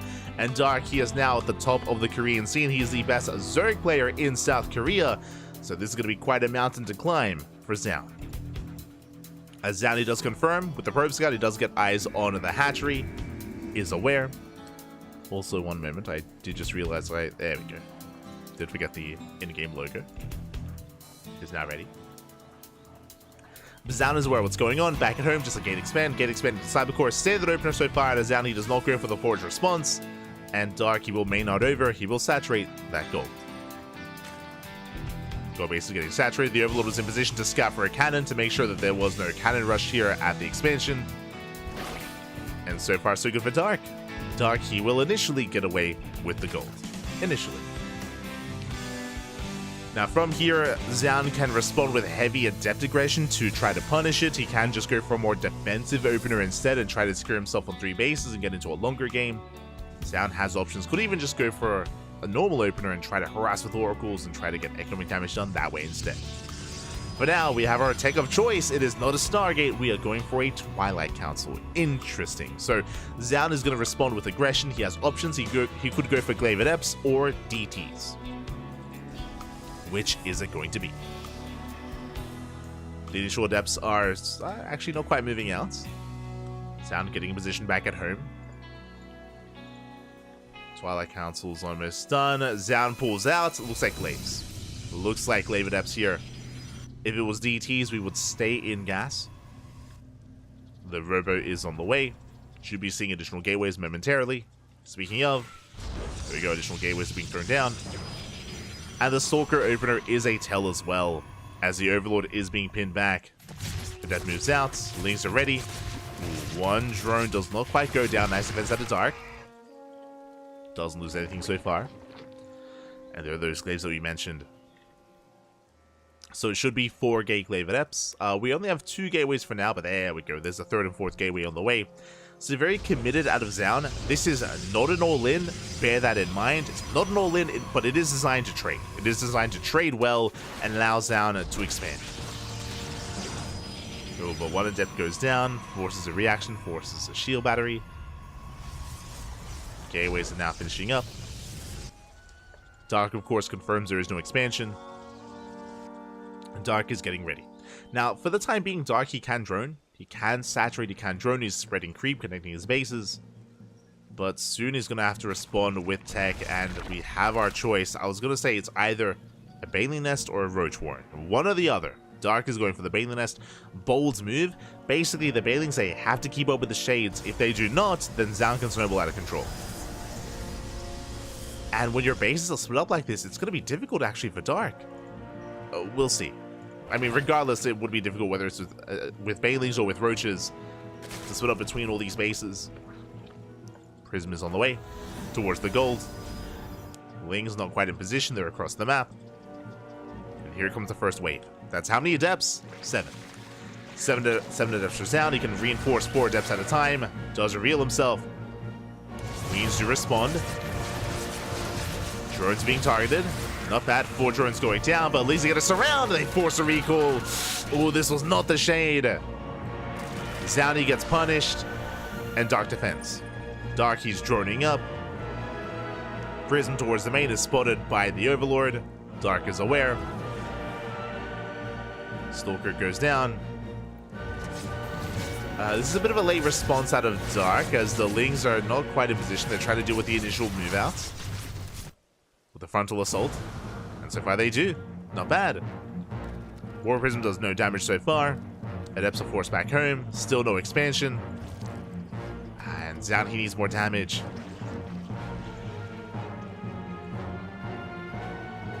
Zan actually staying on 2 bases, taking up into a bay into Disruptors. Okay, bold move. Getting into Disruptor production. Now, what I will say is that Dark, he is primed to go into a lair, take gases, and go into Mutas. Like, Mutas would be a beautiful response if Dark was aware of the Disruptors. Like, Disruptors, they're more ideal against, like, a ground Roach Ravager-based composition, just because Roach Ravager, it can struggle to actually split against these Novas. The Adepts are being forced back. Third base is confirmed. So far, Dark trying to keep up with the Adept Harass. That's still trying to. And Dark for now is investing into Roaches. Okay, so it looks like with the lair, it's just going to be Roach Speed and Roach Ravager here out of Dark. Still has the option to go into Aspire, but there's no tell for him to actually commit into that. Not yet.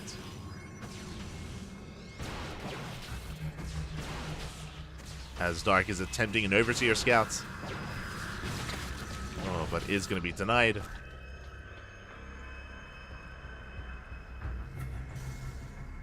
For the time being, is going to rotate back around. Meanwhile, Zan going for the Disruptor drop. Not just the drop, he's going to be reinforcing with his ground army as well. That's quite an army. Dark's trying to get ready. Let's put the Adepts towards the left-hand side. Zan, he threatens a shade. Nova goes up! Up! Into the mineral line! Nice splits here out of Dark. Only 2 drones go down. Very impressive, despite the Novas. How? How did that just happen? That's crazy. Meanwhile, Adepts deny the warp in. Very nicely done. Zan forced to cancel. Bailings, they crash in once again. The Roaches were held up. But Dark, he's set free. The Prism goes down. Massive Nova goes off in the mineral line. The Novas this time aren't too bad, but there's no reinforcements. And Dark, he will clean this up. He will shut this down. He sniped the Prism. Can chase down the Disruptors. Ooh, but that is a lot of economic damage, though. Drones are going down. Ooh, 14 drone kills. Ay, ay, ay. That was a lot of economic damage. Despite that, Dark, he's still up in workers. He still has the gold base, of course. And Dark is rejoining. He's rejoining, quickly checking the unit loss tab. It looks like Zan was able to recall. He did save his Disruptors in the end.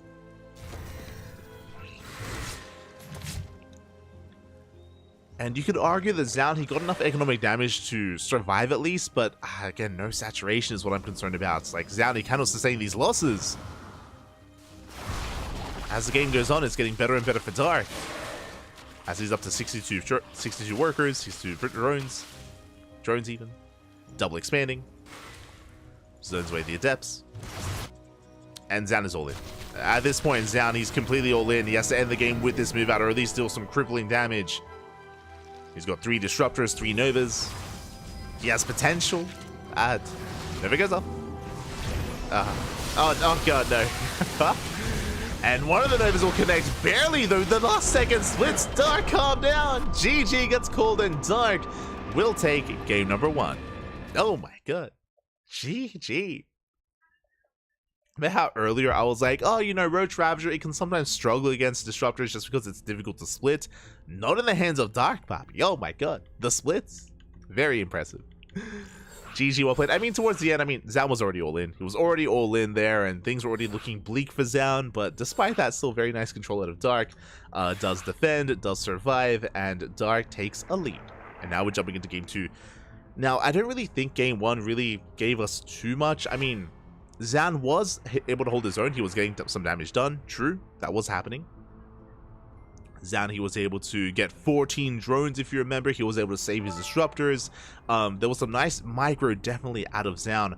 The problem, of course, was that because of his build of choice, he was very committed. It wasn't just the 4-gate glaives, if you remember. It was 4-gate glaives into Disruptors into a very delayed third base that never got saturated. The third was basically there for show. It was a fake third, just a 2-base all-in out of Zan, and that meant as time went on, it was just getting worse and worse for him. I'm hoping for something more macro based. I'm hoping for something maybe a little bit more standard, just to get an eye on kind of where Zan is, where I can place him compared to all the other Protoss players in Korea. But we'll see. We shall see. Because I don't know how much I can really take from game 1. Because it was just an all-in. And here we go. We're getting into game 2 and spawning in the top left-hand corner of Oceanborn. We have our red Protoss player down in the series. We'll see if he can bounce back. It is Zan. And spawning in the bottom right-hand corner, we have his opponent. We have the South Korean Zerg player, the Blue Zerg, representing Talon Esports. It is Dark. Dark, of course, leading the series 1-0. Had a very beautiful defense in that first game, but now we should be able to see something more standard. I say more standard. I'll be honest, I feel like the turns are about to table. We're loading into Oceanborn. Oceanborn is known for all-ins. It's known for aggression, especially from Dark. We've seen Dark more often than not all-in on this map. Whether it's a German taxi, whether it's just a Queen walk across the map, whether it's a Ling Queen Nidus all-in, Dark is known for being hyper-aggressive here. And I feel like Zan has to be the defender this time. We'll see. We shall see. Now, the reason why we see a lot of Zerg players go all in on Oceanborn is because the third base is very exposed, or more exposed than on other maps. Unlike on other maps where you have like a choke point and high ground at least, here there's no ramp. There's no ramp, there's no choke point either. It's very wide open. The third base is very vulnerable, very exposed, and attacking players can even rotate towards the natural as well, so they can hit either location. So it can be difficult to defend. Assuming Dark is aggressive, but we'll see. We shall see.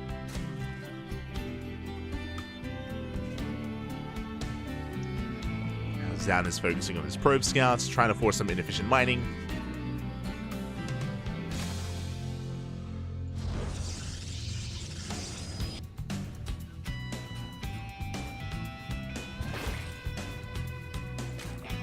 Dark taking a spawning pool, just hatch gas pool, standard open out of Dark, nothing crazy, not yet. And Zan is in position to delay the third for as long as he can, and maybe even go for another pylon block. We'll see. This time going for a Stargate opener, again something more standard out of Zan. Stargate into Oracle into a third base, which is why my eyes are mainly on Dark this time. Eyes are going to be on Dark. We'll see when he takes that, when he throws down his Roach Horn, when he takes gases, when he decides to pull back in. That is going to be the tell. But now Toolings, they slip into the natural. They can threaten the mineral line. They shouldn't get any probe kills here, but they can delay mining. Ooh, and this one probe does come down to the low ground. It is going to be under threat. Adept races back home. Zan will defend. But this is quite a lot of lost mining time. I mean, for the past couple of seconds, 0 mining here at the natural. Now everything has to main out over. So a nice bit of damage here from Dark early on. Meanwhile, the Oracle is on the way. And Dark, for the most part, is aware. I mean, he hasn't scouted the tech yet, but this time there was no Stalker. Lings are in position to scout the third. To threaten the natural once again. And they spot the Oracle.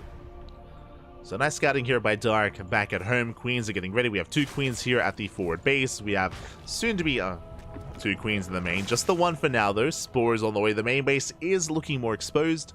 So Zan has potential. As I say that, he does get intercepted. Does take a lot of damage already. Even a bit of hull damage. Oh, that should not have happened. So the main base is going to be safe. Zan taking his third. And again, Zan is going to be taking a more defensive role here, trying to stabilize on 3 bases. And so far, Dark likewise droning up. So far, so good. Dark pulling back into gas, saturating his natural. Queen's likewise zoning away the Oracles. And Dark is going lair first. Interesting. Okay, so this was around a 425 or 420-ish lair timing. Lair is on the way. Now, this could be to skip roaches and go Ling Hydra. That is an option. We could go Ling Hydra into lurkers into Hive Tech. Otherwise, by the time the lair gets halfway done, we could throw down a Roach Warren. Speaking of, there it is. So it is going to be Roach Ravager. So basically, the way this is lined up, by the time the lair finishes, so does the Roach Warren, and you can start up Roach Speed. So Dark is set up for Roach Ravager. This is not an aggressive build. This is more macro-oriented out of Dark. He should be droning, should be saturating, at least up to 3 base saturation. And we'll see if Dark takes the 4th. And we'll see if he saturates the 4th base as well. Likewise, Dark also has the option, even though he has the Roach Warren, he could go plus on range and he could delay Roach production and go for the Hydrogen still. But with this upgrade, it should be Roach Ravager. Meanwhile, across the map, while Dark is going Roach Ravager, we have Zaun not going Blink Stalkers. Checking the vision here, Dark he has not scouted the main, but it is going to be Charge Lot Archon out of Zaun. Oracles, they do head in. Going for the main base, Queens are in position, and they try to focus down one of the Oracles. It gets low. Oh my god! One Oracle goes down, massive pickoff. And Dark did make a safety amount of roaches. Meanwhile, Zaun going for a massive gateway explosion. Charge almost done. War Prison's moving out, going for initially an Archon drop. If Dark is too greedy, then Zaun could punish him. There's that Hydrogen, so Dark going Roach Ravager into Hydra Lurker eventually. So Dark is being more macro focused. Yeah, Infestation Bit's on the way. That's going to be for the Hive Tech, for the Vipers and Lurkers. Meanwhile, here comes Zaun. Now, Dark does have some Roach Ravage or some Roaches and Lings, but not really much to defend. We'll see if it is enough. Zaun does threaten the 4th. Queens are rotating over. The base is going to be targeted down, and can Zaun get the kill? It's going to be close. It's going to be close. Do we have a transfuse? We do not. Oh, we do. Oh, we get 1. We get 2. Just barely the transfuse. They keep the hatchery alive. Oh my god. Very close. If it wasn't for the Queens, it would have gone down. And even then, it was just a very clutch transfuse out of Dark. He saves the hatchery, and now Dark goes for a counterattack. He's forced to make an army. And he is moving out. No Ravagers. He's saving his gas. That's how he's able to afford the Hive. Hive is on the way. Hydra upgrades are on the way as well. Again, the reason for this is it is purely Roach. And the Roaches, they overwhelm the Zealots. And they're trying to get on top of the Archons. Yeah, 1 Archon goes down. There's 2 Archons left. The Archons are getting low. Down. Oh, he does save them. Does save the Archons. More Roaches pushing in. And this is still a better trade for Dark. He reset the Zealot count. He's going for the 4th expansion. Dark, he held his own. Can Zaun do the same? That I don't think he can. Yeah, 1 more volley. Ooh, it barely goes down. Takes out an Archon as well. Oh my god. 1 Archon left. Dark, he gets the hell out of here. And as Dark is retreating, Hydras. Hydras are on the way. Hive is almost done. Lurker Den is on the way as well. Dark, he's done with Roaches. It's all about Ling Hydra from here on forward. And again, just really efficient use of his gas as well. Again, Dark not making or not wasting any gas on Ravagers. Just only Roach. So he's able to afford that next step. Lurker Den about to finish. The Hydras have arrived. And you can see here that Dark is reinforced with Lings to build up gas to afford Lurkers as well. Just in case he forced an all-in. Like, if Zaun goes for a 3-base all-in, then Dark would be vulnerable. He would desperately need Lurkers. As we can see, though, Zaun is expanding. Likewise, Dark takes a 5th. Knocking down those rocks. Lurker upgrades are on the way. No Vipers yet. Not yet here for Dark. Still just building up.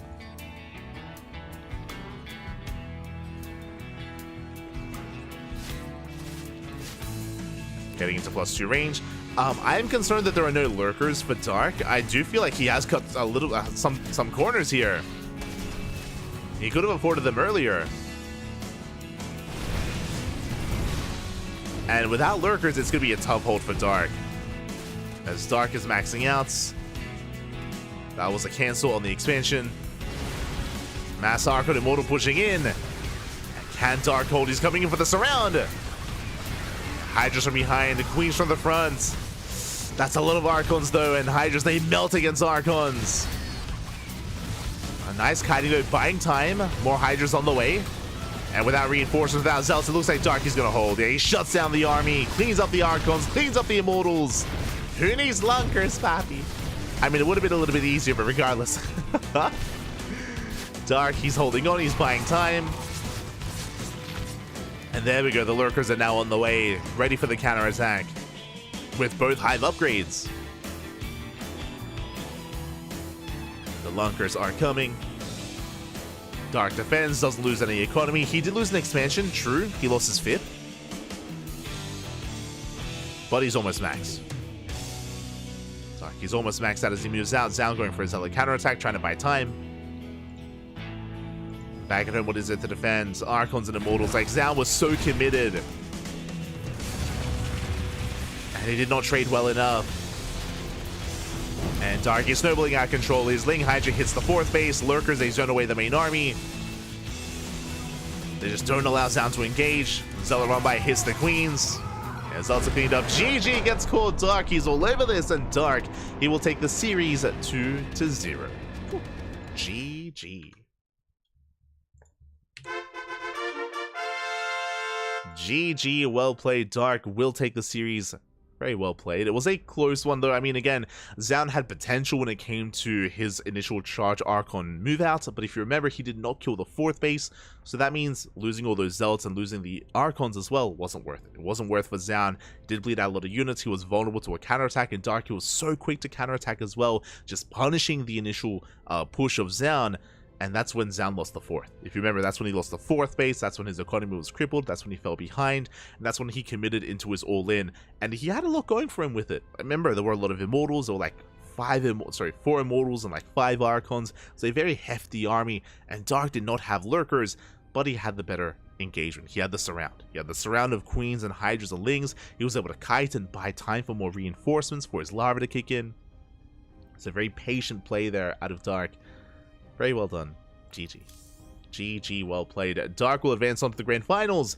And let's have a moment here. Let's take a moment to have a look at the bracket because we have some updates and the lower semis are underway. Here we go. Let's quickly head on over. We have Estrella. Estrella takes down Trap 2-0. Very impressive. Very impressive stuff there out of Estrella. He does take down Trap in a very clean series. Advances on to face off against Gumiho in the lower semis in a PVT. They are mid-series. They are mid-series, and the question becomes, where exactly are they in that match? Let's quickly head on over here. I believe they're being casted by Enki, by Chicken Man, by Dave Testa. They're in Game 1. Okay, we have confirmation.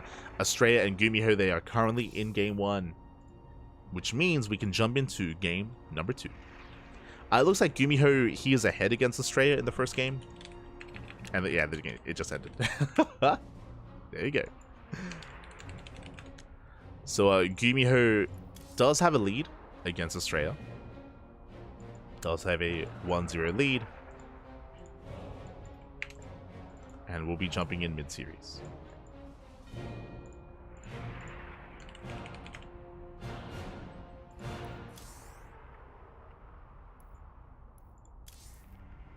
Be jumping in.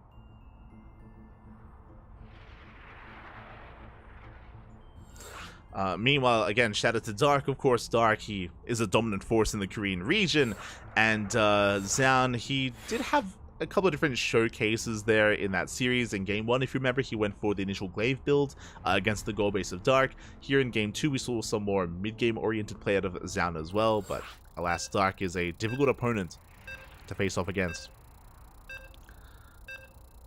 An easy opponent, and yeah, Darky's waiting for the winner of this next series in the finals. We are jumping in.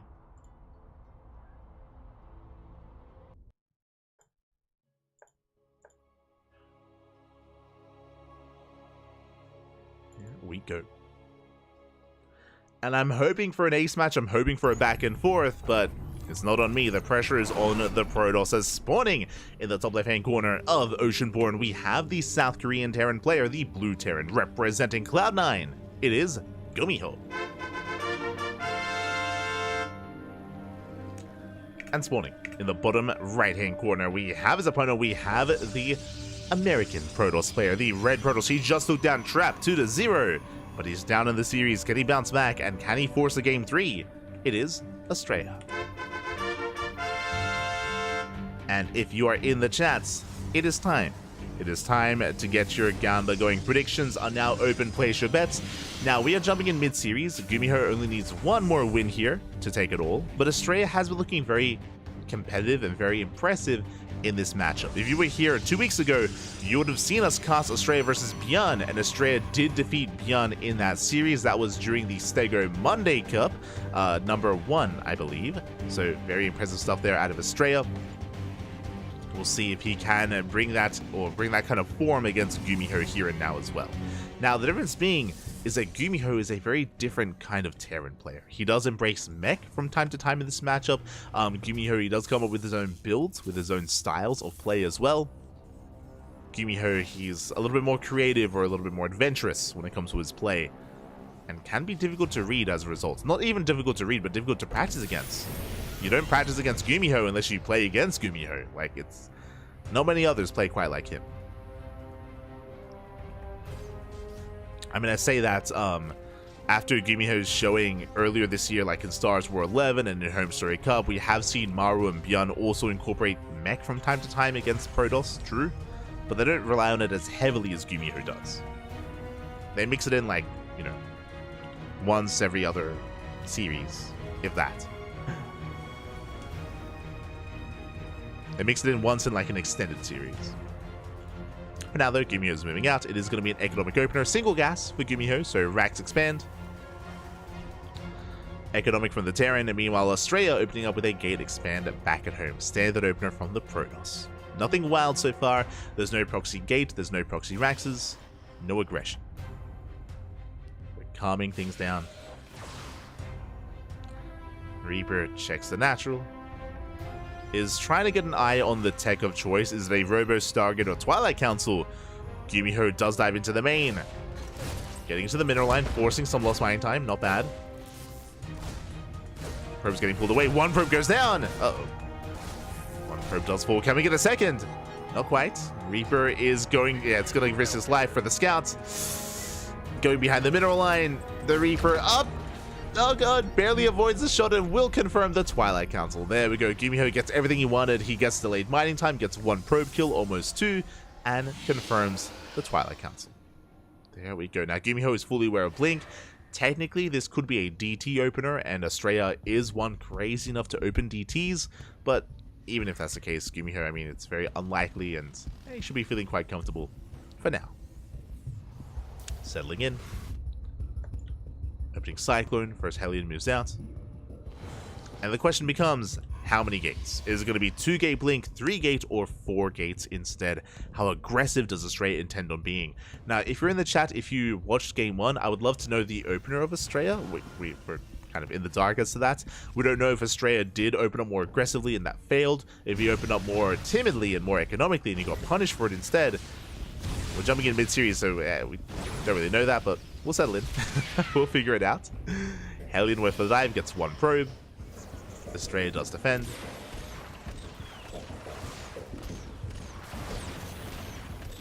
Nice catch here on the Adept as Gumiho will shut it down.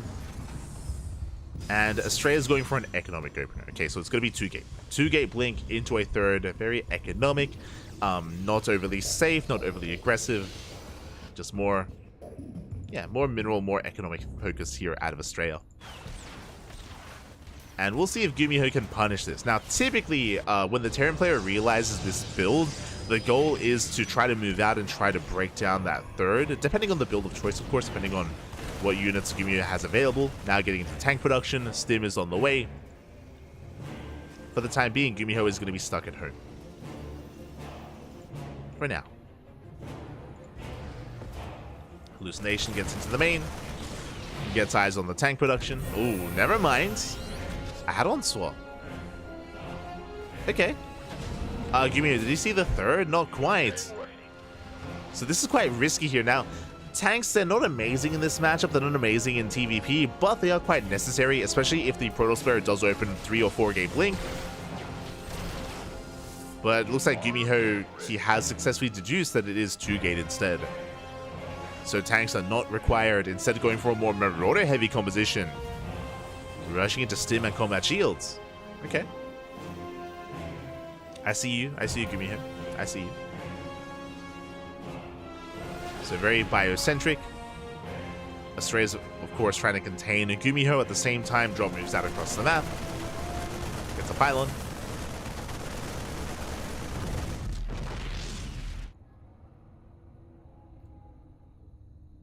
Astray racing on over. It was a Bay after the third, getting ready for Colossus production. And the scan reveals the third base saturation. Gumiho does go for the dive. Ooh, but is going to be punished. Medevac does barely escape. Gumiho gets out.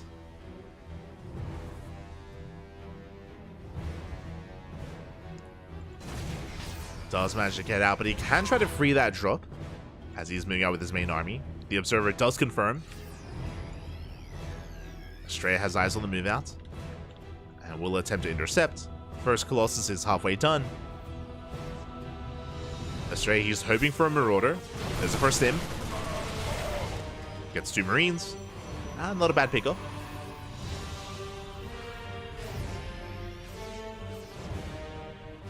Two Marines go down, and more Marauders on the way.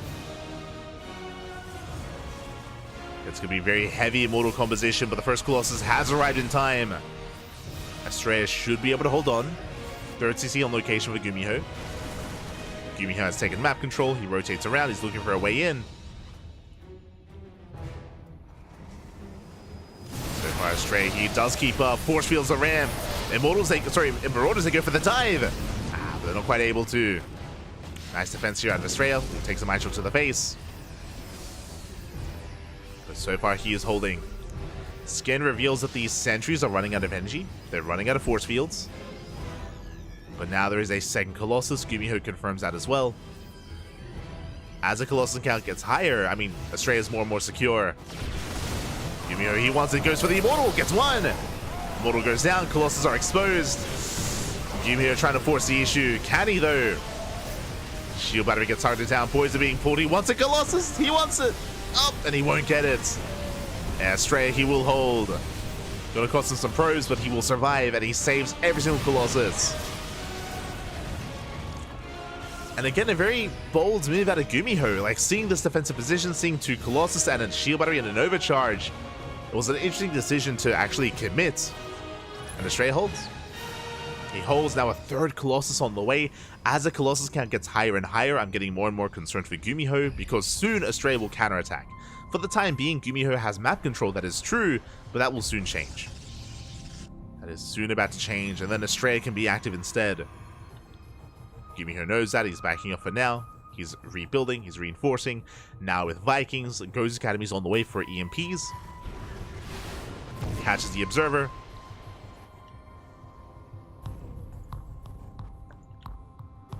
But again, Gumiho does back off. Both players now vying for map control. Astray has hit triple Colossus. From here, he can start Disruptor production, or Immortals, or both. I mean, he's got options, but there we go. Observers on the way.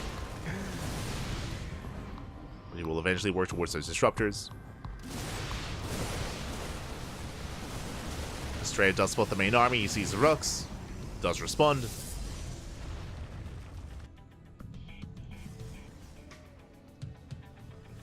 Astray even pre-split here for the Concave. He's ready for Gumiho. Thankfully, Gumiho, he doesn't face check. He moves in with a Marine. Does confirm. He's like, nope. Does back off. Actually, dipping back in. He wants the Observer. He wants it. Oh, can he get it? Oh, barely not. Oh, he wants it. The Observer comes back in, gets sniped. Not a bad pick-off out of Gumiho. Gets the Observer. Behind this, I believe we're still on 1 Robo.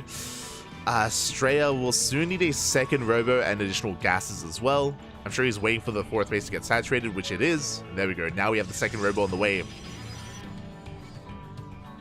And the game is going to calm down. We're going to calm things down. Astray getting a 4th up and running. Likewise, so is Gumiho. 4th CC is almost done. Both players have survived the early to mid game. Now we can go even further.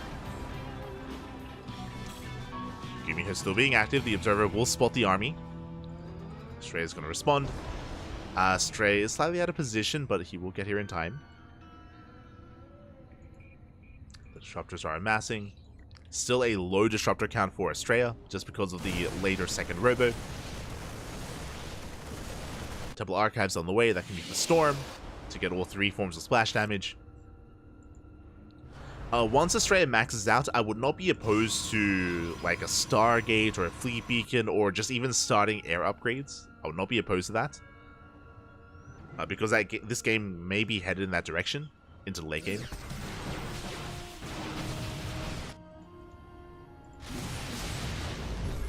Gumiho's moving out. Second starport's on the way. The 4th base is scattered. Stray coming in from behind. He's trying to pick off any stray units. So far unable to. So far Stray still committing to a ground army. Working on Storm.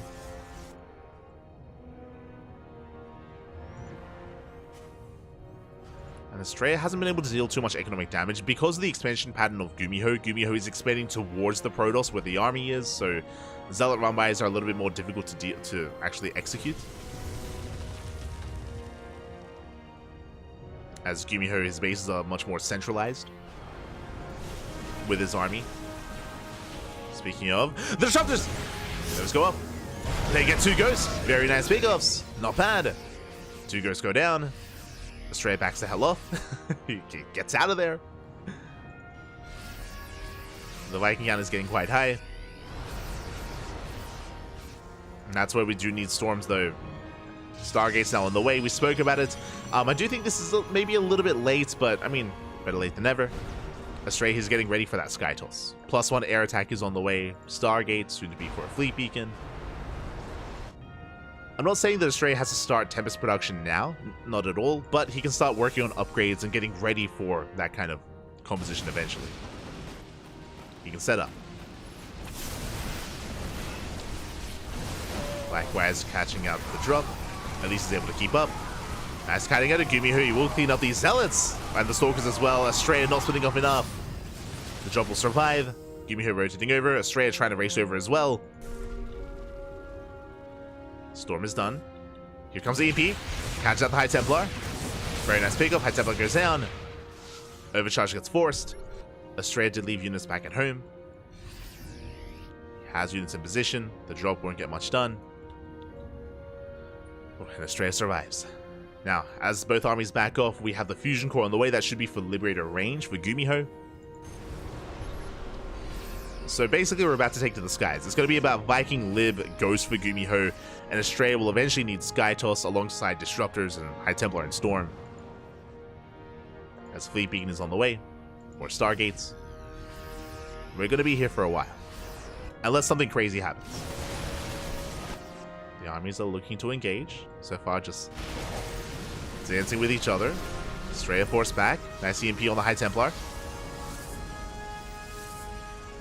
Templar out of energy. Nuke here on the right-hand side. Estrella does spots. He wants to try to focus down that Ghost. But there is no detection. Estrella does commit. The nuke is going to connect. Only on site defense. Main army does rotate. Catching out some of these Vikings. Vikings going down. Estrella pushing in. Not bad. Takes down the Ghost. So far, so good. Again, that nuke really just cleaned up cannons and got a handful of probes. 2 more nukes on the way.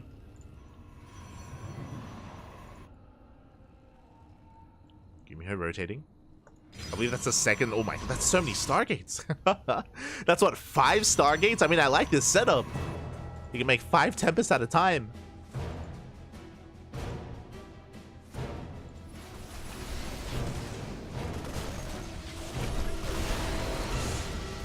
Estrella tries to go for a run by. Zealots get called out. Likewise, though, Estrella's freeing up supply. Making room for that eventual Sky Toss. How many Vikings do we have? 7. That's not actually too many. That's one of the big things that Estrella's keeping his eye on is the Viking counts. If the Viking count gets any lower, then, I mean, that's a green light for Sky Toss. Nuke gets denied. at least on the left-hand side. Meanwhile, second nuke on the right. Nice CMP once again catches the High Templar and the Zealots.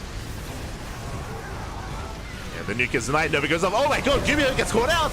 The surround, the flank. Every ghost gonna fall. Massive catch here for Estrella.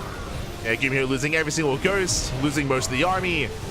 Does trade with the disruptors, but that was not worth it. Ay, ay, ay. And Gumio plummeting in supply. And said, keep going. Now is the time. Gumio trickling in, losing another ghost. No, almost. Another ghost goes down. And Estrella can keep going. He can keep pushing behind this. Carrier production has begun. Estrella has momentum. Likewise, the drop gets caught out. Storm in the mineral line. Nexus will fall. Sorry, planetary even. And Estrella, GG, gets called. He snowballs out of control. He ties up the series, and we are going to the ace match. GG. Oh my god. GG, well played. Again, Estrella just out-positioning Gumio, or Gumio out-positioning himself. The nukes were fine, and honestly, we were keeping up with each other. Everything was neck and neck. Both armies were maxed out. We had good economies, but Gumio, he was caught with his pants down. He moved out on the right-hand side. He was left wide open. He did not spot the main army. He did not see the rotation, and Estrella completely cleaned Gumio up, catching him out with the Zealots, with the Disruptors, with the Novas. GG. GG, well played. We are going all the way to Game 3. Let's go. Here we go.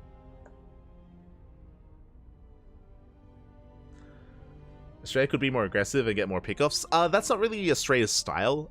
Estrella, if you're familiar with his late game especially, that's what he's known for. He's known for being, whether it's in PvT or PvZ, Estrella, he has a lot of experience, especially in a region, going into these kind of later game states, taking things very slow, focusing on maxing out, on taking up, getting ready for that Sky Toss as well.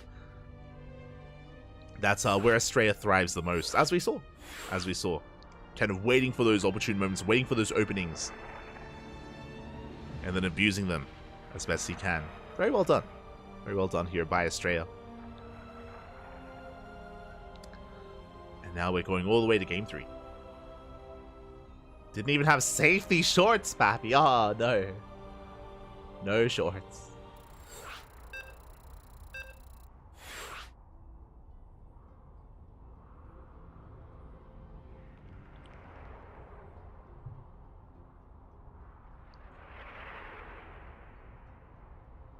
We are getting ready here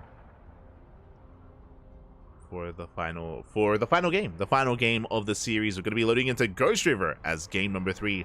I do think that the map is going to be very impactful here. It's a very small map. On the one hand, it's very easy to cut this map in half, and I feel like that's what Estrella wants to do. I'm sure he wants to try to go for that kind of game state.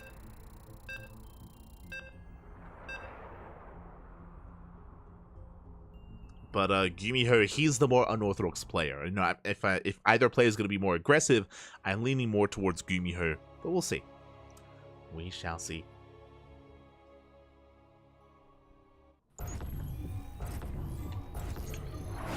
Estrella walking into a nuke would be great content, though. Gumio walking into a nuke, that'd be even better. What do you mean? Cap. Ay, ay, ay. As we're getting into our next game and spawning in the top right-hand corner of Ghost River, we have our South Korean Terran player, the blue Terran representing Cloud9, being forced into the ace match. We'll see if he can bring it back. It is Gumio. And spawning in the top left-hand corner, we have the American Protoss player, the red Protoss representing himself, currently teamless, but deserving to be on the team. It is Estrella. Here we go.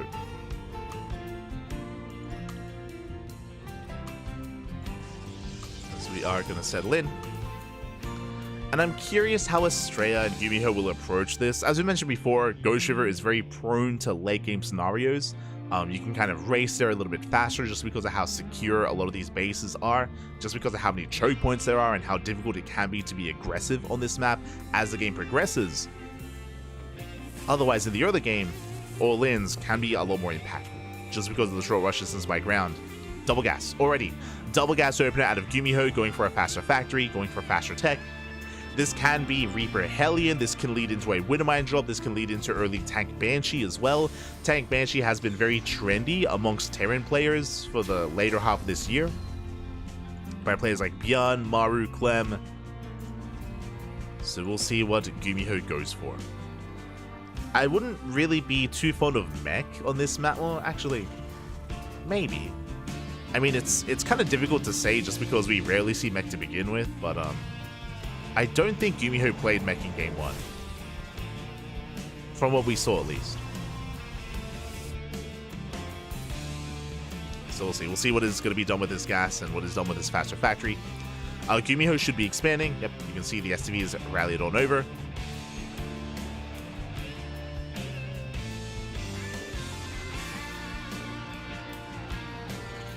CC is on the way.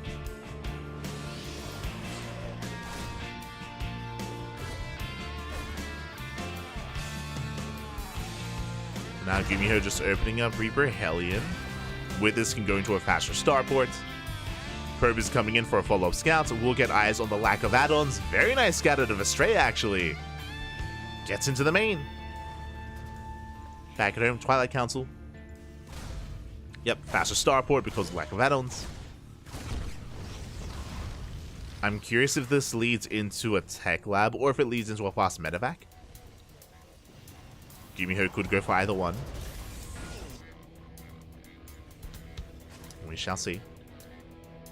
Again, Gumiho is going to be the aggressor, at least initially. Blink is on the way. Astrea getting in position. What is it going to be? Second racks out of Gumiho. Okay. Going for the second racks. Reactor first on the initial racks as well. Medevac is on the way, not a tech lab, going for a drop. And here comes the initial Reaper Hellion. So far, the SimCity is looking good. Astrea is holding on. Is keeping up. Meanwhile, Shannon said, Babylings! Thank you so much for the gifted sub for Ophidian. Meanwhile, Triple Reaper hits the main. Going for the mineral line, but there is a shield battery. Astrea, he holds on. He does defend, he deflects the Reapers, and likewise has some nice SimCity here at the natural. He holds. Astrea is holding on, additional gateways are on the way. So we do see 3-gate blink out of Astrea. Very safe opener, makes sense against double gas. And we can see Gumiho going for the mine drop. So it's going to be Reaper Hellion here at the natural, into the main, and then the mine drop towards the natural as well. So mass aggression from Gumiho. Can Astrea keep up? Here comes the mine drop. Up! More Widowmine towards the natural base. Astrea does pull away. Hellions are coming in, they want the mineral line. But Astrea, he does hold. Meanwhile, Widowmine into the main and up. Doesn't quite go off. Astrea, he's keeping up for now. There's still one mine left. Hellions are forced back. And Gumiho is at least denying some mining time. He does at least get some economic damage, but not as much as he was hoping for. As Gumiho pulls away. Gumiho did confirm the additional gateway, so he's getting ready with tank production. He's getting ready for the counterattack. Tanks are in production, Ravens as well. Gumiho is securing himself on 2 bases. Meanwhile, Astrea still staying back at home. No War Prism yet. Just now moving out. Observers on the way to get some high ground vision to scout across the map. Bearing in mind, Gumiho still has that one Widowmine behind the main. Can always dive back in. And what's interesting to me is that Astrea is not counterattacking. I thought maybe Observer into a War Prism, but no, there's no War Prism. Instead, delayed third base, and Astrea, he's going towards Storm first. Interesting. So faster Temple Archives into faster Storm. Immortal production has begun. Astrea is building up first, again being very safe, doesn't want to be overly greedy. I don't blame him. Again, Gumiho, I would expect an all-in out of him. Not out of the norm. But we'll see. Gumiho just playing, Astrea just playing safe. Playing it out safe.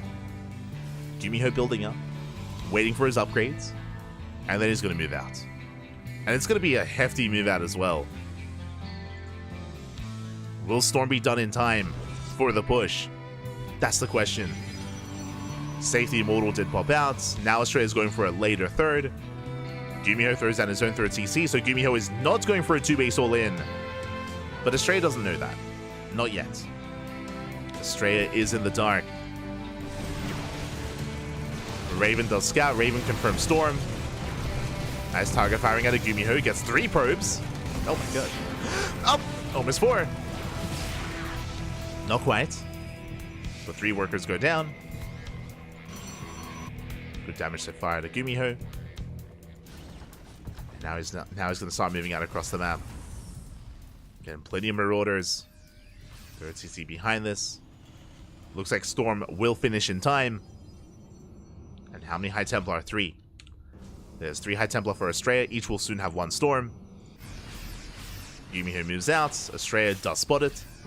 Is aware. But knowing is half the battle. Okay, now the Storm's going to kick off. Without them, Gumiho's going to snowball out of control. What am I still behind this? Gumiho pre-spreading. Pre-splitting. There's that 1 High Templar in the War Prism.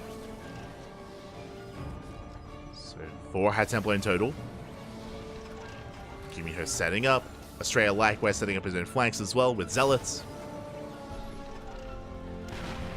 Very tense moment. Gumiho pushing up the ramp. Trying to wedge himself in between the bases. Catches the Observer. Zealot's getting ready for a surround. And Estrella, he does pull the trigger. Does he have enough? How good are the Storms? Yeah, the Storms, they will graze the army. 2 Storms so far. It's not enough. It's not good enough. Only 2 Storms. At the same time, drop into the natural. Estrella does defend. But Gumiho maintains this position. And Estrella, he lost a lot there. He lost a lot of supply trying to break out. Gumiho maintains the supply lead.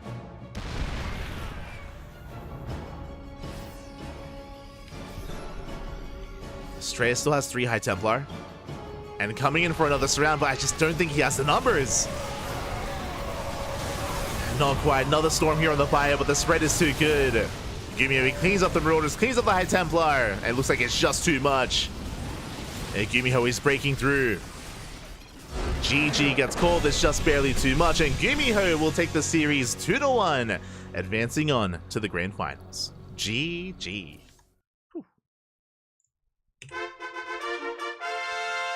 GG, well played. I did love the surround that Estrella was trying to set up. It was trying to set up a surround, trying to set up a flank. Did come in a little bit mistimed, but even if it wasn't, again, numbers were just not in favor of Estrella. Gumiho had just built up such a solid army. He had a very nice pre-spread as well. On top of that, some of the Storms were lackluster. We mentioned it. There were 4 Storms available for Estrella, but only 2 connected. The other 2 weren't quite where they needed to be. I think he still held on to them. And Gumiho was able to break through in the end. GG. GG, well played. Again, aggression on Ghost River can be quite difficult to deal with just because it takes so little time to move out across the map and so little time to actually respond as well and to have any kind of defense set up. So Estrella barely did not have enough. And with that, we have our finalists. With that, we have our top 2. It is going to be Dark versus Gumiho. Let's go. Let us go.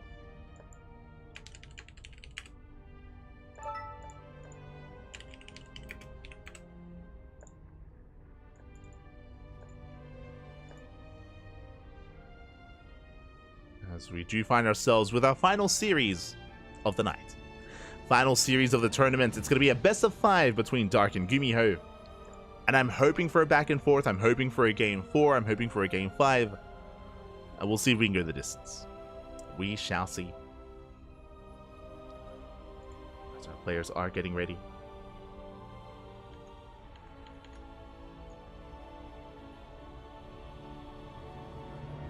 Oh, but thank you for gifting. Thank you for gifting the sub. Do appreciate it, baby. It's always. Do appreciate it. Oh, now you have ducks for the chat.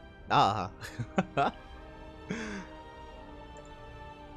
As our players are conducting their vetoes, I can let you know that Crimson Court is vetoed, Dynasty is vetoed, Ghost River, no surprises so far, and Golden Aura as well.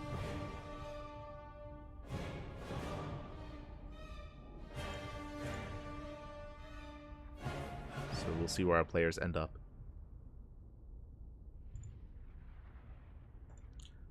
Until then, predictions will be open once the series starts, just because there could be like a break or something.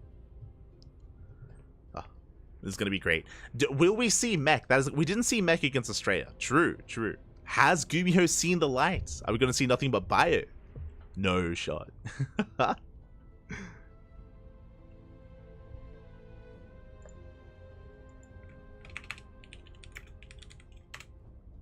yeah, we always start predictions once the game starts. So you can take this moment to get some water, get some snacks, get ready. We should be jumping in a couple of minutes. Shouldn't be too long.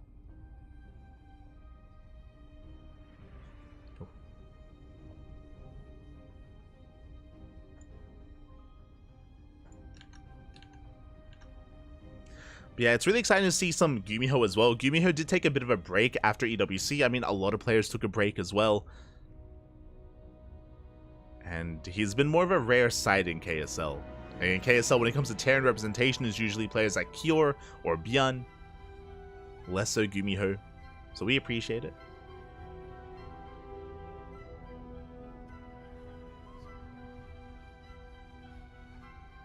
Who do you think will take the series?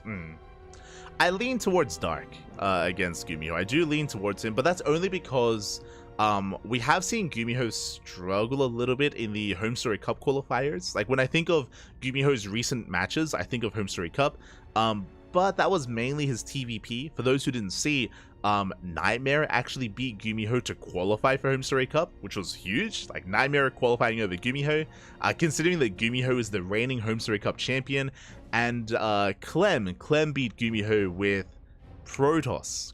Clemmy off-raced Protoss against Gumiho and also beat him as well, which was wild. But as I say that, as we mentioned last night or during the podcast, Gumiho better get invited to Home Story Cup. Home Story Cup invites haven't been sent out yet, but Gumiho, he got to the qualifying match in both qualifiers for HSC, and he's also the reigning champion, so he better be there. He better be invited. Just saying. So I hope he gets invited. Just because of how close he was, and also because he's the reigning champion, but we'll see. I know that Take TV, they usually mainly invite European players because it's cheaper. It's cheaper to invite like more local players from surrounding countries. So invites are usually EU focused, but it would be a shame if Gumiho isn't there to kind of, you know, like reprise his role and fight for his crown again.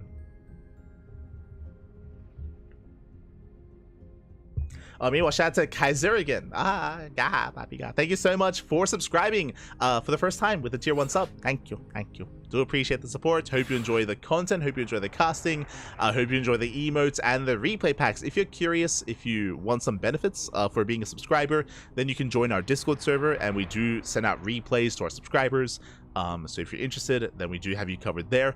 We do not give replays of this tournament though. We give replays of Kung Fu Cup, of STC, TTT, and of other events that we have permission to share, OSC events as well. But we do not have permission for KSL because the KSL have their own Patreon. Speaking of, exclamation mark KSL in the chat. If you want to help support this tournament, if you want to help support the Korean scene, you can do so via the KSL Patreon. And that's where you can get specifically the KSL replay packs. If you're interested in that sort of thing, that's where you can get them from the Patreon.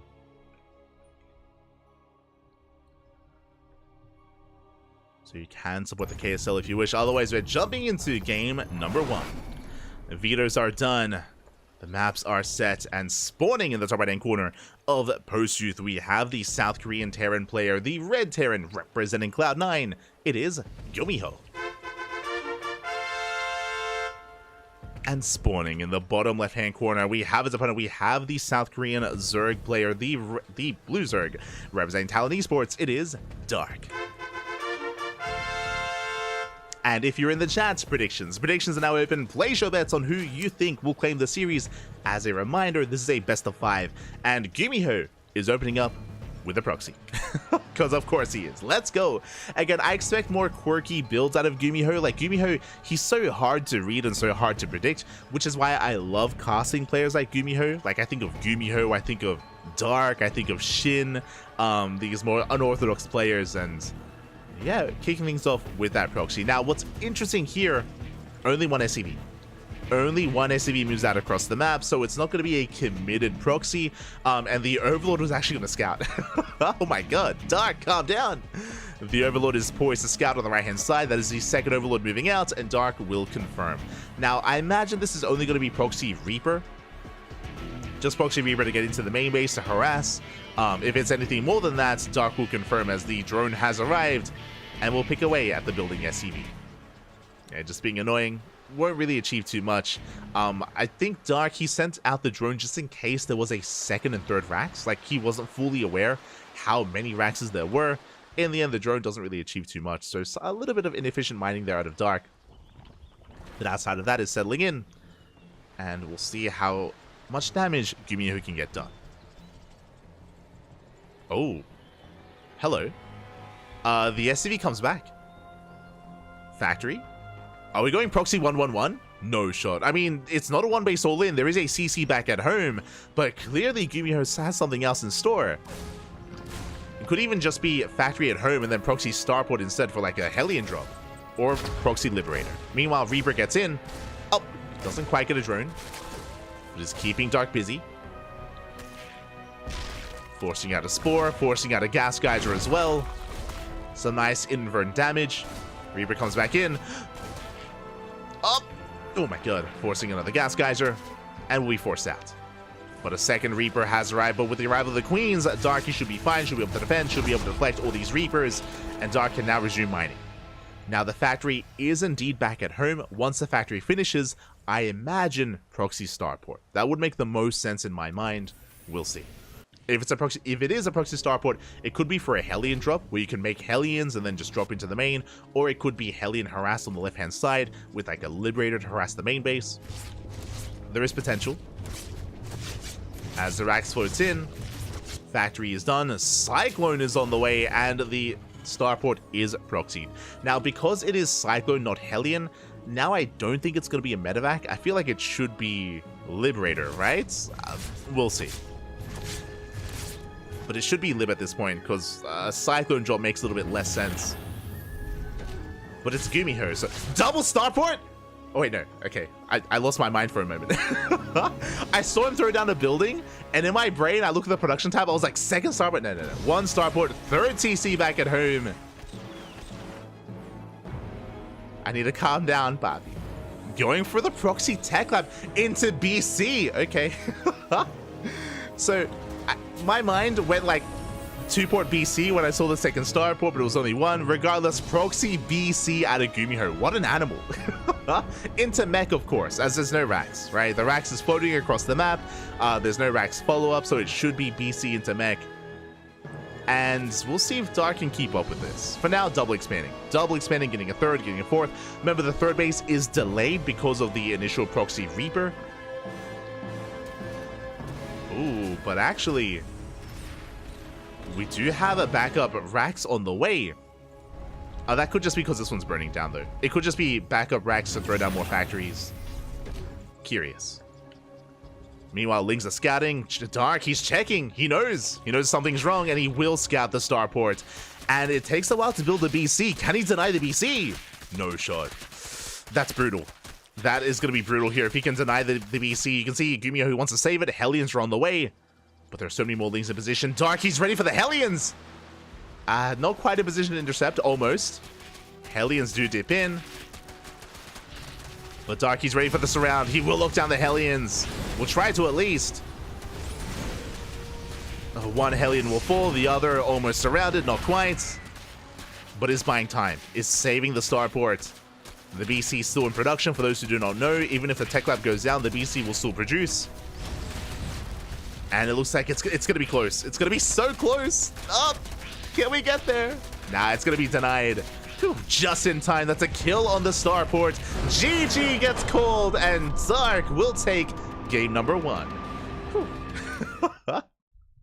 What a game one. GG, well played.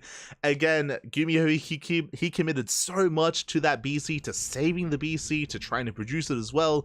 Alas, it was denied, and Gumiho had nothing else back at home. He had one Cyclone, he had 2 more factories on the way, so it was mech. But if you remember, he had to wait for the racks to be rebuilt because the initial racks was burning down. And there was just nothing left. There was nothing else going for Gumiho. Oh my god, and that was only game 1, and I expect more chaos here in the coming games. Game 2 is going to be on Alcyone. Let's go. Let us go.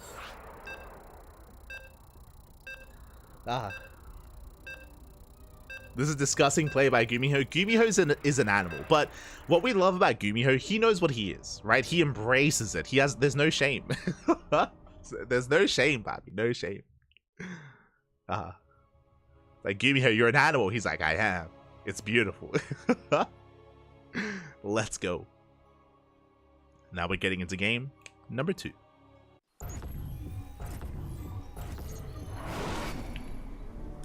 And spawning in the bottom left-hand corner of Alcyone, we have our South Korean Terran player, the Blue Terran representing Cloud9, down in the series, but it's a best of 5. It's all good. It's a best of 5. Plenty more games ahead of us. It is Gumiho.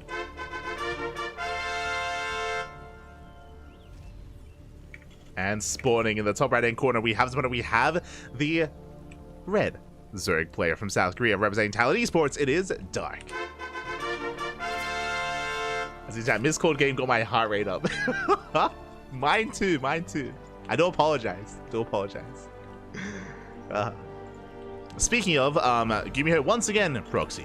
Once again proxy racks here out of Gumiho, and once again only one SCV. Bear that in mind, only one SCV, so this is not a committed proxy here out of Gumiho, at least initially. Technically, this could turn into like an add-on into like Proxy Marauder, but it should just be Proxy Reaper. Should be Reaper. Meanwhile, you can see Dark, he's scouting towards the left-hand side. He will eventually come across this, that is true, but it's going to be a later scout than previously. The equivalent would be if Gumiho had proxied here at the 3rd base location, then Dark would have had a faster scout like the previous game. This time it's going to be a little bit later. But it doesn't really matter too much just because it's not committed, right? As behind this, it is going to be Hatch Gas Pool out of Dark. Standard opener. Reaper is on the way. Now, this is where I feel like this could be a very similar build as well. We'll keep an eye on the SCV. Remember last game, the SCV moved out once again for a second time to go for a proxy starport. This time it looks like that is not the case, as the SCV comes back home. But once again, the downside of this kind of build and this kind of setup is that because we're macroing behind this, and you can see the CC on location, that means that things like add-ons and bioproduction is going to be delayed. I'm leaning once again towards mech from Gumiho, but we'll see how it all comes together. As Reaper has arrived, forces out a gas geyser, queens are on the way, extra lings as well. Already this is doing a lot of damage. Forcing out 10 lings from Dark. 10 lings on the way. Forcing out a spore crawler. Ooh. Second gas geyser as well. Dark will zone away this Reaper for the time being. No major damage, but damage nonetheless. As Dark resumes mining, his 3rd hatchery is going to be delayed, and Dark, I love this, he's going for a Bane Bust. So this is a Shin response whenever Shin is up against 2-Rax Reaper, and this could hit a little bit harder. I'm curious. So there's a bit of a give and take here. 3rd CC's on the way. Is Gumiho going to open up Cyclone? If he goes Hellion, I think Gumiho can defend. With Cyclone, I'm a little bit less confident. He's going for the reactor first. Bold move, but this could be reactor for reactor to Hellion, which I think is okay. Against a Bane Bust specifically. We'll see. As Dark is going for the all-in, Reaper's trying to scout. They do dive into the main, but they do not get behind the mineral line. Going for the Queen! Queen under fire, Queen taking a lot of hits. But Dark, he does defend. Link speed kicks in. Dark is holding. See the racks scouting the saturation. Starport's on the way. No units at home to defend. 0 units so far. No bunker either. Lings are moving out. The Reapers, they do not scout. Gumiho has no idea. Doesn't really know what's going on. Now it is going to be reacted Hellion, but here comes the Ling Bane. And the Banelings are already ready. This is just far too greedy, far too late. There's nothing at home to defend. And the Banelings are going to knock down that wall. Yeah, they break on through. Lings, they flood in. And what is it to defend? There's 3 Reapers. Oh, the Baneling. Baneling crashes in. Lings going for the surround. 2 more Banelings on the way. Hellions are going to help out. They do arrive. But this is still quite a lot of damage. And Banelings, they're going for the mineral line. They're waddling in. They waddle. Oh my god. And more Lings, they do rally in. Baneling does not quite connect. Ooh, so far so good. Gumiho, he's holding. Now bear this in mind. This is not enough damage. Dark, he's still up against the wall. Remember, this is 3 CC. Dark, he's set in the game. Here and now. And he doesn't quite get the surround. A very nice control out of Gumiho. 1 Hellion falls. There's 1 Hellion left. There's another on the way. And the longer this goes on, the better it is for Gumiho. Dark gets a Reaper. Another Baneling waddles in. Doesn't quite connect. And Dark is running out of steam. He's running out of steam, running out of Lings. And Gumiho holds. Whew. Gumiho, he barely does hold on. Again, if Gumiho had opened Cyclone, I think he would have died. But Hellions, as you can see, they can trade well against Ling Bane. He barely does hold on. Again, nice control as well. And bearing in mind, Gumiho, he can throw down 3 mules at a time, make 3 SCVs at a time. His starport is done. He's moving out with the Liberator. Back at home, Dark, he's behind in economy. He's got 2 bases. His 3rd base is so very late. I will say that currently Gumiho's in a better position. Things are looking better for the Terran. And Dark may just go for a second all-in. That is a Roach Warren on the way. I would not be opposed to it. I think, given the situation, as Liberator hits the main, and we'll get some drone kills. Oh, gets 1. 1 drone goes down. Nice defense out of Dark. He tanked 2 shots with the Queen. That was actually very crisp out of Dark. Meanwhile, Gumiho embracing mech. But again, in a longer game state, I do think that Dark is going to be behind. So going for like a 2-base Roach all-in would make a lot of sense, given the failed all-in. But we'll see if that's what Dark goes for. As Gumiho is getting into extra Raxes. His own racks, sorry, extra factories that I meant to say. His own racks about to burn down, so he's making a backup racks back at home once again. Overlord does confirm the factories.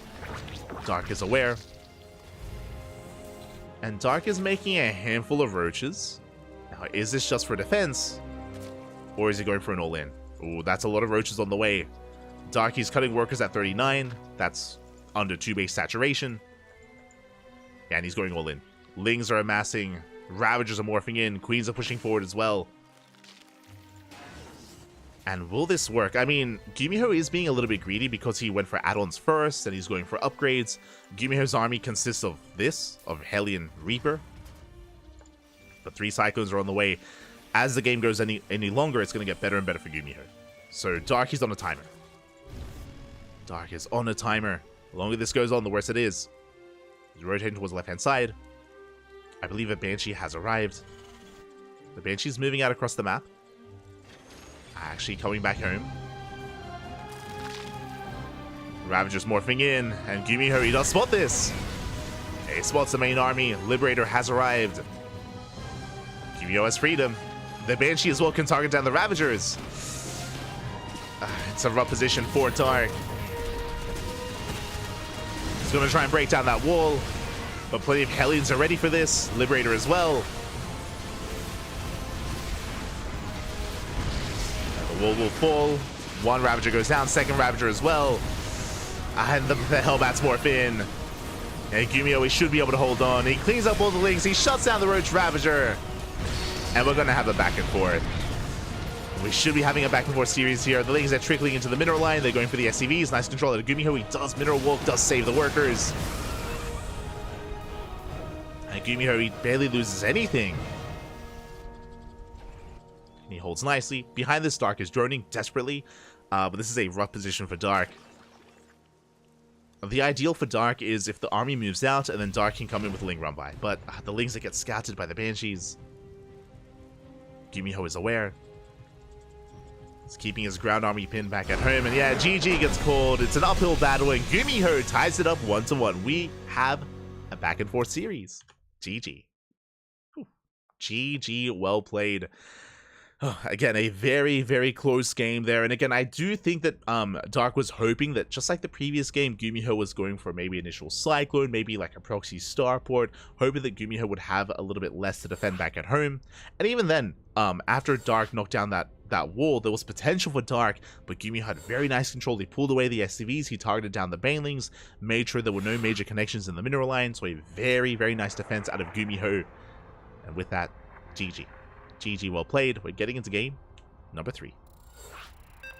Let us go.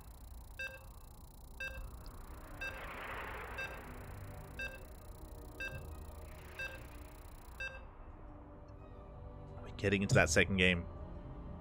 And the question becomes, is Gumiho going to proxy racks for the 3rd game in a row? We've seen it in game 1. We've seen it in game 2. Do we see it here in game 3? It's possible. It is possible. Let's find out.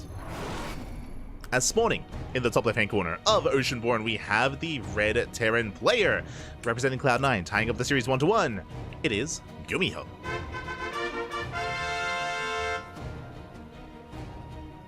And spawning in the bottom right-hand corner, we have the South Korean Zerg player, the blue Zerg representing Talon Esports.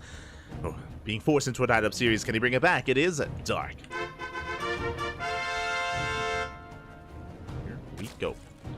As this time, Gumiho is not sending out an SCV. It makes sense, this is a smaller map compared to Alkione, so Gumiho is going for a more standard opener. Rax is back at home. But yeah, it was a really interesting start out of Gumiho, both in game 1 and in game 2. I see in the chats, don't really see this proxy Rax play from other Terrans. I do think a big reason for that is Gumiho's proclivity of playing mech. I do think that if you're playing bio, it puts you behind. We mentioned before that it delays add-ons, it delays bio production, it would delay your stim timing, it would delay everything bio related, right? So because Gumiho is known for mech, it does make more sense. But yeah, it's interesting, definitely, and I can definitely see players like Ryung or Maru maybe trying to play with it a little bit, just because they are known to embrace mech from time to time, as Dark is scouting. Dark, he's looking for the proxy. I don't blame him, there is none. But after the first 2 games, it makes sense. So the mind game's coming into play. Gumiho forcing a drone scout out of Dark. Not too bad. And we're settling in. Good morning, Warface. Good morning.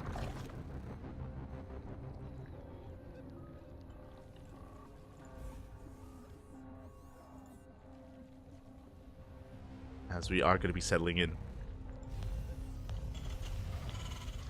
And I'm sure Dark is going to be a little more comfortable in this kind of game state. Just droning up, getting his 3rd base on time. Reaper has arrived. And Gumiho shouldn't be able to get too much done here. Oh, does get 1 drone. Not bad. Yeah, very nice body blocking out of Gumiho. Almost gets a 2nd. But already a very nice start from the Terran. Getting 1 drone. Getting 1 more than he really should.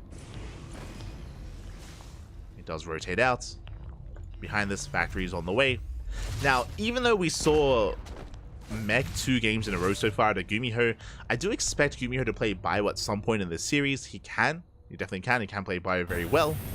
We'll see if that's what he embraces here on Oceanborn or later in the series, as Gumiho is going proxy starport once again. God damn it. Now, this time we have Hellions on the way, so this could be for a Hellion drop. Last time this was for a proxy fusion core, proxy BC with a fusion core back at home.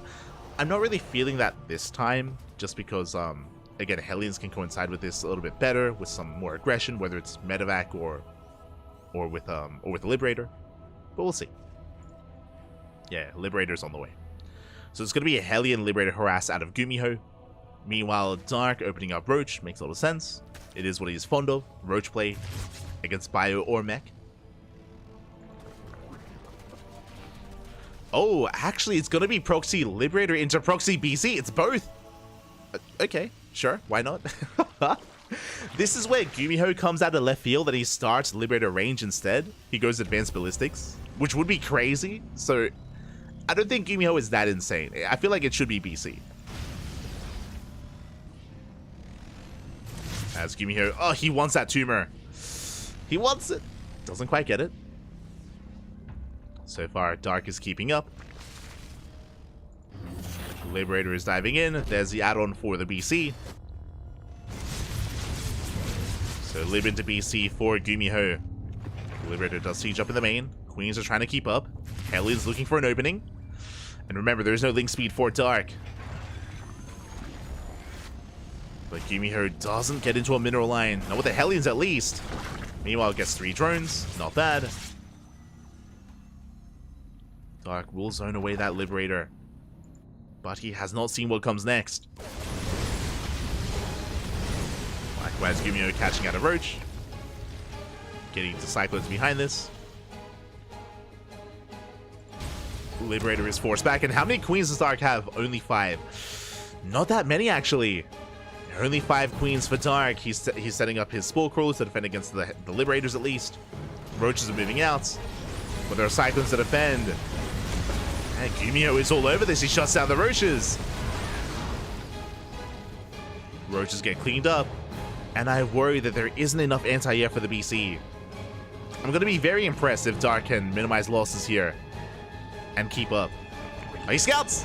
Yeah, he does scout. He does confirm. Now he knows. And Queen production has begun. Alas, this time the BC will pop in. At the same time, here come the Hellions. Uh-oh. The ground army a little bit out of position. There's 3 Roaches here on the right-hand side. BC has arrived.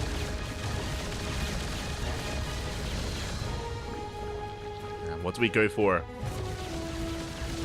Just going for the base. Okay, Gumiho trying to force a cancel on the 4th. Main army moving out. Dark, he has a little bit more time to gather up his army, to gather his forces. So far, so good. Darky's keeping up. The BC looks like it will force a cancel. Up! Oh no! That's a kill! That's a kill on a cancel. Massive pickup. Not bad here. Gumiho at the same time. Liberator hits the natural. Queens are out of position. Drones are going down. Gonna be 3 drone kills. BC teleports in as well, going for the final Queen. And we'll get it. BC will float away. Not bad. But at least Dark defended against the ground army. Now going for a counterattack. We do see Gumiho, he backed off with the starport, going for another BC. Keeps it proxied, because why not? But what about the Roaches? There's no Liberator, there's no Cyclones. And with only Hellions, SCVs are going to go down. Yeah, nice counterattack here out of Dark. Takes down most of the Hellions, takes down an okay amount of SCVs. Yeah, finally more of them are going down. Yeah, BC forced to respond. It's going to be 9 SCV kills. Dark taking a worker lead. And honestly, this was very necessary after Dark lost his 4th. Remember, that was a kill. That was 300 minerals down the drain. A big delay on the economy and the production of Dark. On top of that, Dark has not responded with a Spire. He's going Hydra. He's going Roach Hydra instead.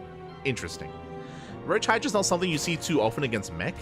I'm worried if Gumiho goes for a tank line, if he goes very tank heavy, then the ground army of Dark could struggle, but for now we'll see.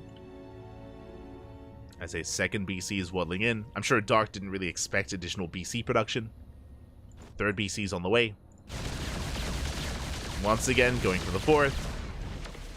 Dark's queen count, he's up to 9. Okay, solid queen count. Should be able to keep up with this. And Dark has a large enough ground army to be safe against the Hellions. Yamato goes off, gets 1 queen. Down to 8. And once again, Dark, he counterattacks with the Roaches, going for the 3rd TC. Going for the mineral line. Meanwhile, BC in the main, focusing down the Spore. The Spore is buying time. Do we get the Transfuse? Up! Oh, we barely do. Transfuse goes up. Barely keeps it alive. Very nice defense here on the Dark. Dark doesn't lose a single drone. And you could definitely argue that Gumiho, he miscontrolled there. Finally, some workers are going down, but he could have tried to target down drones instead. Could have gone, what, 4 or 5 drone kills. Decided not to.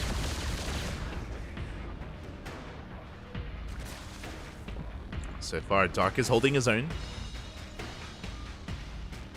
Behind this, Gumiho now focusing on tank production. He's aware of the Hydras, of course. As another BC has arrived, trading with the Hydras. Taking down 2 of them. Oh! Getting 3. As the BCs are being so annoying. Because of the Hydra defense, I mean, the BCs, they can be safe in this dead space. Getting another Yamato. Cleaning up the Hydras. Get very efficient trades here for Gumiho.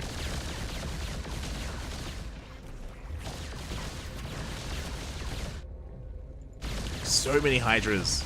How many so far? It's 8. 8 Hydras have gone down. Across the map, Roaches, they counterattack once again, but this time there are plenty of tanks. And this time Gumiho defends. Now Gumiho has a solid tank line. Dark going to be responding with Viper, so it's going to be Roach, Hydra, Viper. I mean, there is dive potential, and what I will say that Dark can take advantage of is because of the starport position, because of all the BCs, there's no Vikings. There are no Vikings here for Gumiho, so there's kind of less contention against the Vipers. I guess Yamato is definitely a factor. So we'll see if Gumiho can, if he can Yamato the Vipers first, or if they can get their blinding clouds. We shall see.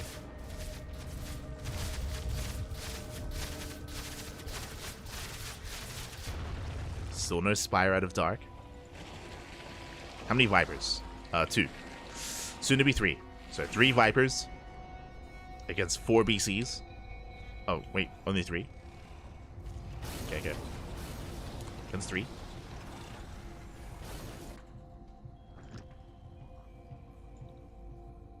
Backup starport on the way. Gumiho setting up his wall of turrets. Oh, good. He's doing what he does best. He's turtling up. We have our tank lines, our turret lines as well. Dark rotating over towards the left-hand side. He's finding a way in. Gumiho not quite in position. And Gumiho, he's set up to defend the left-hand side, the right-hand side, not the left.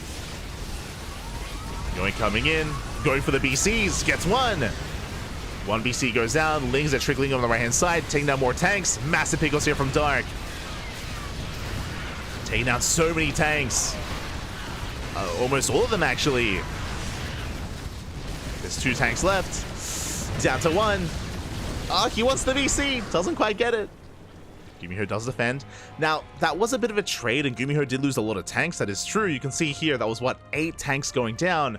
But that was also a very expensive army from the Zerg player. That was a lot of Hydras. That was 28 Hydras falling for 8 tanks. Gumiho held. Gumiho's on a 4-base economy, and Gumiho, he can replace those tanks. Meanwhile, Dark, he responds with Swarm Host. Okay. I see you. Again, against a tank-heavy composition, Swarm Host can actually do quite well. I know they're kind of underrepresented in SE2, like you rarely see Swarm Host against Mech or against Terran. That's only because Mech is so rare. Ooh, as a lot of Hydras get caught out. Once again, expensive losses for Dark. It's a lot of dead Hydras. And Hellbat's pushing forward. Gumiho forcing out more Roaches. But here come those Swarm Host. Against Battle Mech, Swarm Host can struggle, but again, this is just really tank heavy. This is where Swarm Host can thrive. They're going for the natural. Getting nothing major so far, going for the starports or even the depots. Natural's going to be cleaned up. 3 depots go down. Nothing major. Some nice value nonetheless. Meanwhile, Dark trying to catch out those BCs. Can he get one? Ah, not quite. BC does teleport away. And Dark, you could argue, sticks around a little bit too long. He's going to lose his army. Leaves out the Rich Hydra.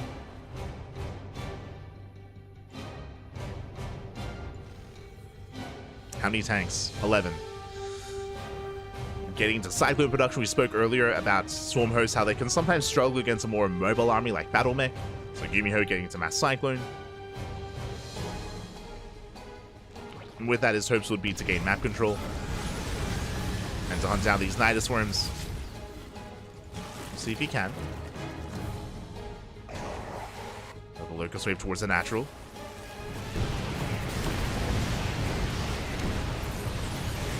And this time the Hellion Cyclone is able to keep up. And we'll shut down the Locust Wave.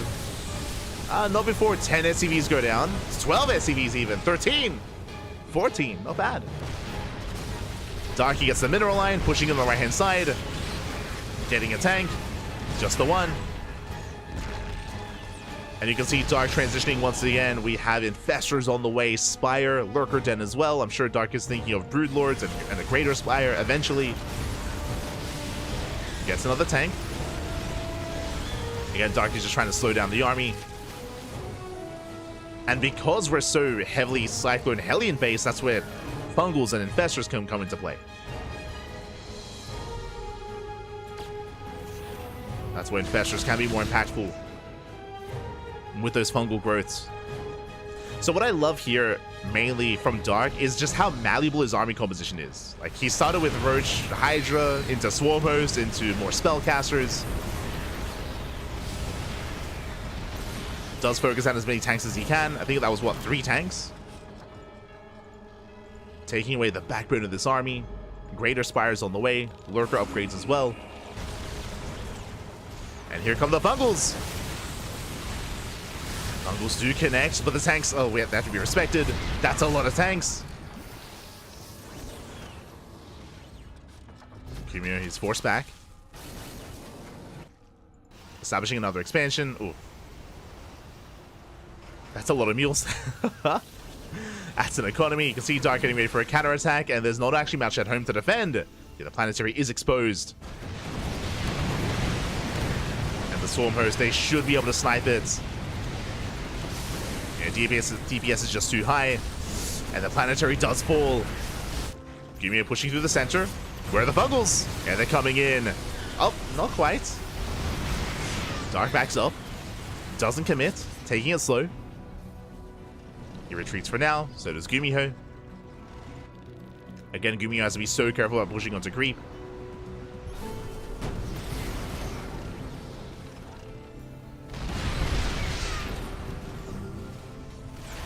Pushing forward, going for the Lightning Clouds.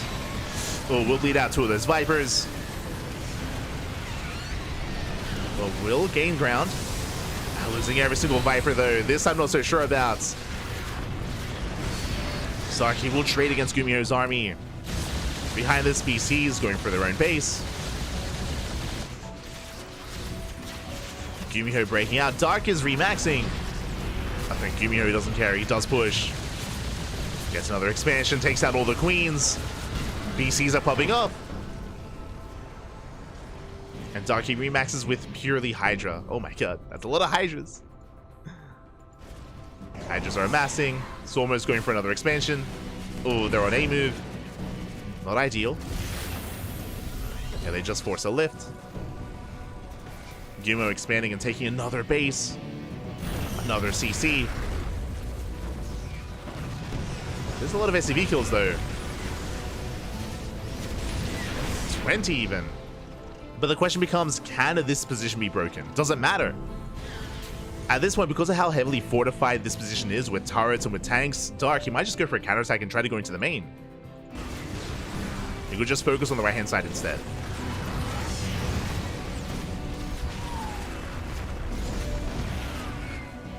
Yes, yeah, exactly. Speaking of, Dark, he just goes right down mid. He just ignores the tank line. Why bother? Going for the third, catching 3 orbitals. Very nice pickups. And Gumio is being spread thin. Yeah, Swarmers, they collapse on the tanks. The Locust Wave pops up. The BC barely does teleport away.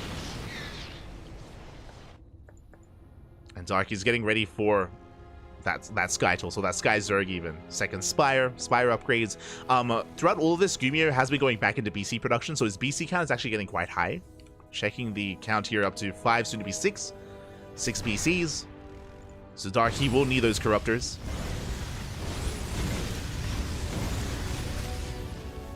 So he rotates back around. I mean, Gumio's economy is still looking quite strong. I say that, oh, the worker count. The saturation even, not what it needs to be.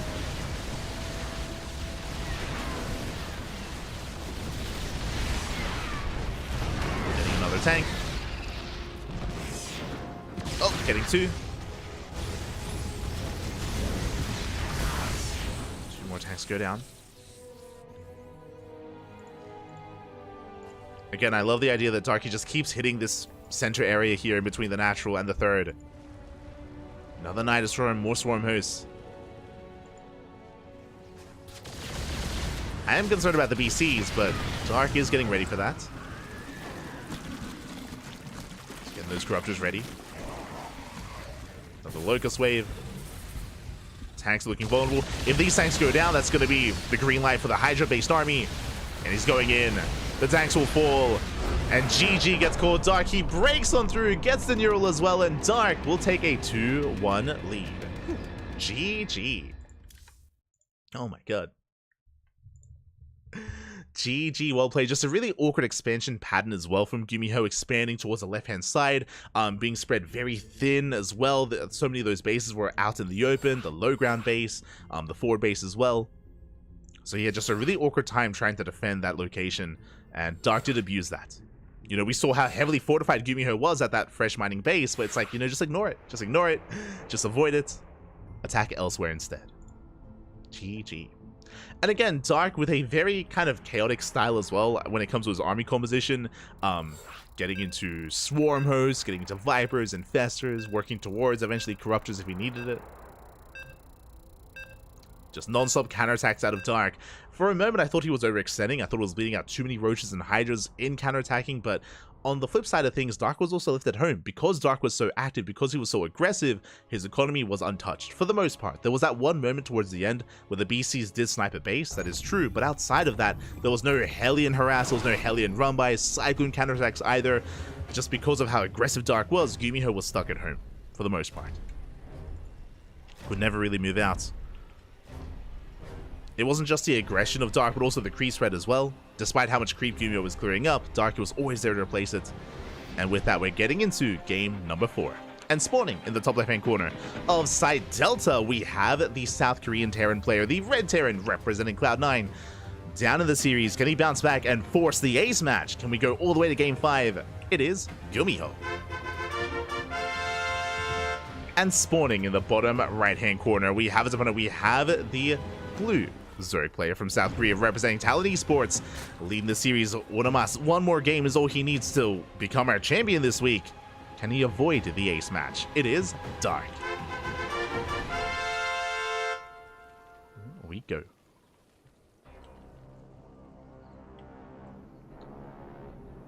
Here we go. As Gumiho once again, not proxy. Thank God. Is going for a Rax back at home.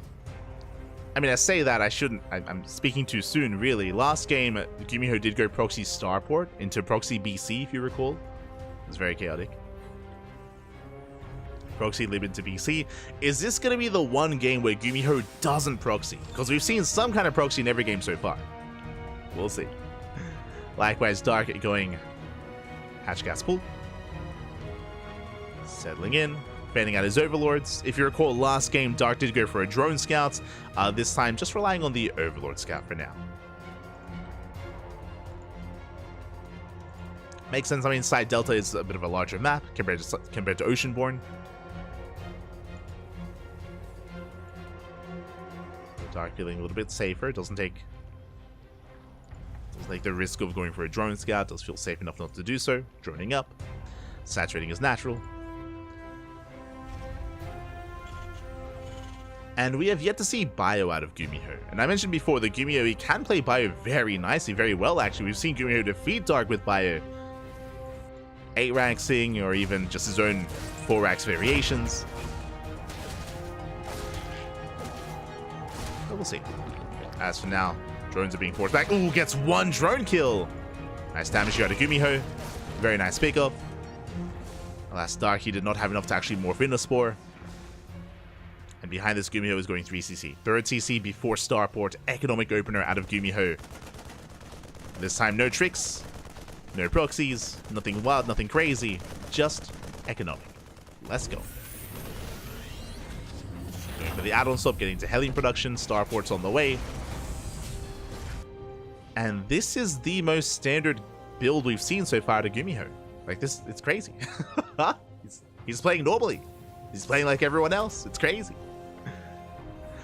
Interestingly enough, we do have a Marine first to deny scouting. I believe this will delay the tech lab. So this might not be a Banshee-based opener. As usually you would have the tech lab, so it'd finish up in time for an add-on swap. Yes, second Marine is on the way. This could even be BC. Curious. Yeah, Viking opener can lead into a fusion core. Or it could just be Viking into Liberator instead. I mean, based on the series, I like the idea of the Viking opener because it does kind of put this seed of doubt in Dark's mind. Like, what's going on? Like, you played with BC so much. It might force him to just play safe. We'll see. So Viking has arrived, or was soon to arrive. To deny vision, deny scouting. The Marines were denying scouting earlier as well, so Dark has no idea what his opponent's up to.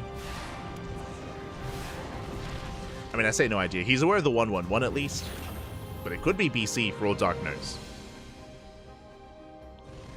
Gumiho going for a medevac? This should be a Hellbat push, right? No armory yet, but he is amassing Hellions, Marines, Lings. They do scout the initial bioproduction. Gumiho is pushing. Hellions have amassed. No armory, so it's just going to be Marine Hellion. No Hellbats. Again, a very unorthodox push here from Gumiho. But can catch Dark off guard. The Queens have... they're pulling together. Hellions, they dive in. They're going for the Queens. There is one transfuse, but one Queen is going to go down. Boys are being pulled away. They line up. Up. 4 drones go down. Yeah, but just the 4. Dark, he should be fine. He's going to zone this back. Hellions, they get the hell out of there.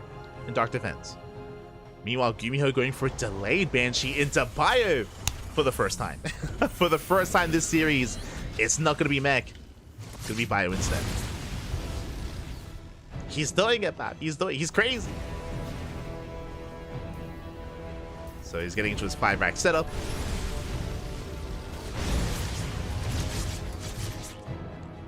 Now, the downside to this build as well from Gumiho for going for this heavy of a Hellion count and going for the initial medevac as well, is a lot of this is going to be delayed here.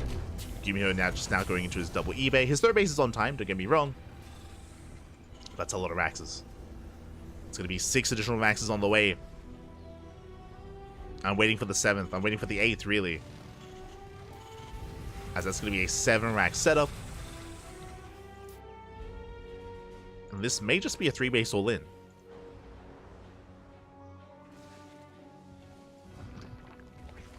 Again, we'll see if Gumiho takes his gases, and we'll see if he throws in a 4th CC. Will be the tell here for Gumiho. Is throwing down a 4th actually in the main. Okay. You have my attention. 4 CCs on the way. Gumiho is macroing up.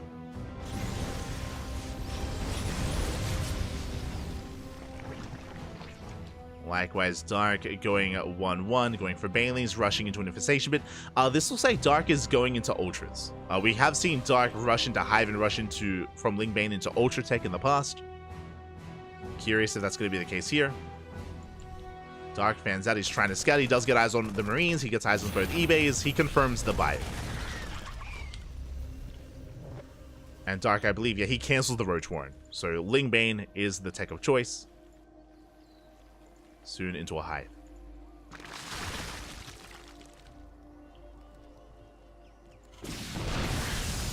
Banelings, they will in. They delay mining.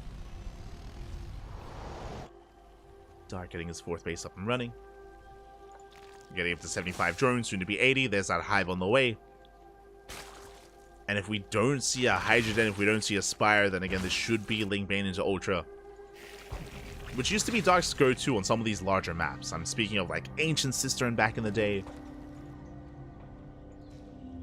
A couple of years ago. Side Delta is also very wide open as well. Prone to surrounds. And the creep is looking nice. Gumiho going for his first committed push though. This time with Hellbats. As he expands and gets his 4th base. But Dark should be ready for this. He's got Banelings ready. More of them morphing in. Taking it slow. Widow Mines are setting up. Dark does scout. Is aware. He's going to be amassing more Ling Bane. And again, he can try to collapse this army from behind. Who knows that? Again, also backs off. Doesn't overextend. More reinforcements on the way. It's a very tense game state here between Gumiho and Dark.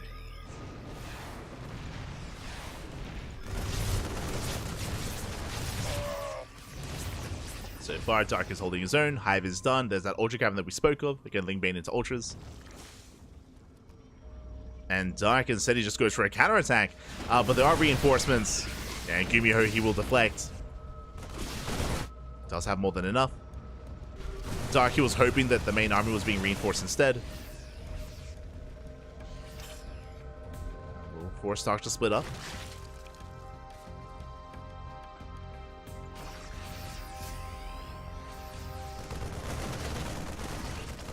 And with this, both armies max out. 2-2 is on the way.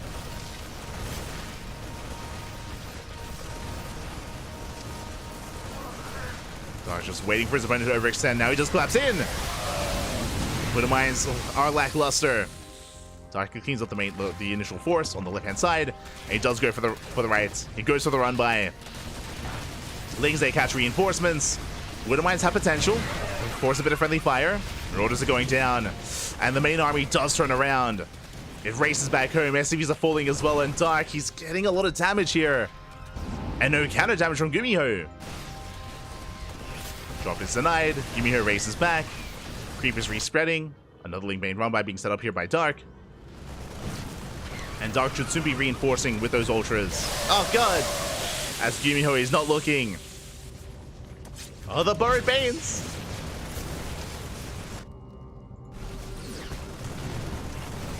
The Burrowed Bane is behind the army.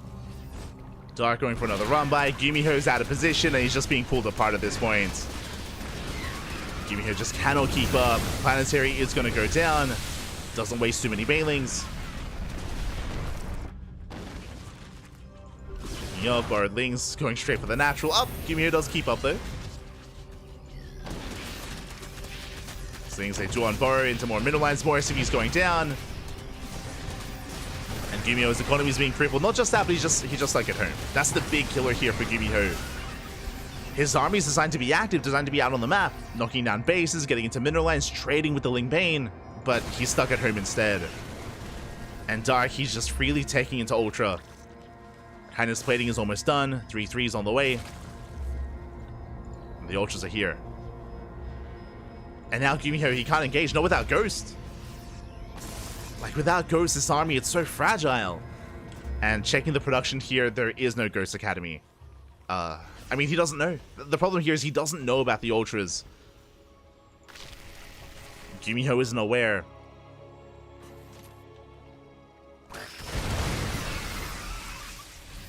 He's not set up for this. Now he's moving out. At the same time, Dark going for another counterattack. Does have that army to defend back at home. Yeah, but here come the Ultras. They're going for the backup planetary. And they're going to get it. At the same time, Lings, they unburrow here in the natural. Planetary goes down. Gumiho does get an expansion. He does knock down a hatchery at least. And Dark, he's just patient. He's just playing patient. Chilling back at home. Massing up more Ling Bane. Doesn't engage when he doesn't need to. Finds the mineral line. And he's just picking Gumiho apart. Gumiho's response, especially because there's no Ghost Academy, is going mass lib. Which can work. I mean, Dark has no anti-air, right? He has no Corruptors, he has no Hydras, his anti-air is Queen. So mass lib could be a way for Gumiho to stabilize and to buy time for Ghost production. Oh, the Widow Mines. Oof. Massive mine shots. Big connections. Army supplies is still very comparable. Gumiho does get another expansion up and running. The mine shots once again. Oh my god! They connect.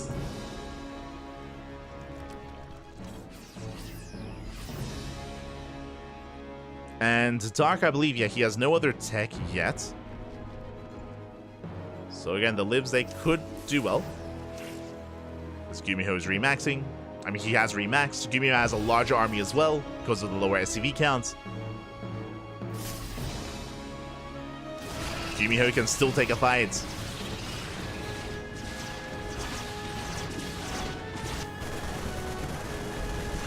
Does drop in, denies an expansion.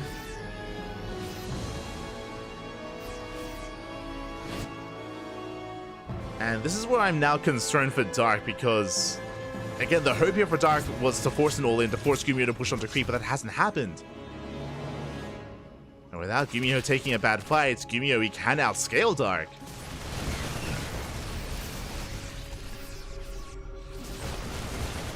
Three is done for everyone involved, for both players. Gumiho setting up with Widow Mines. Gaining ground, pushing towards the expansion once again. At the same time, Dark going for a Ling run by. Liberator can't really do much against all these Lings. SCVs are going down once again. At the same time, Gumiho getting another expansion.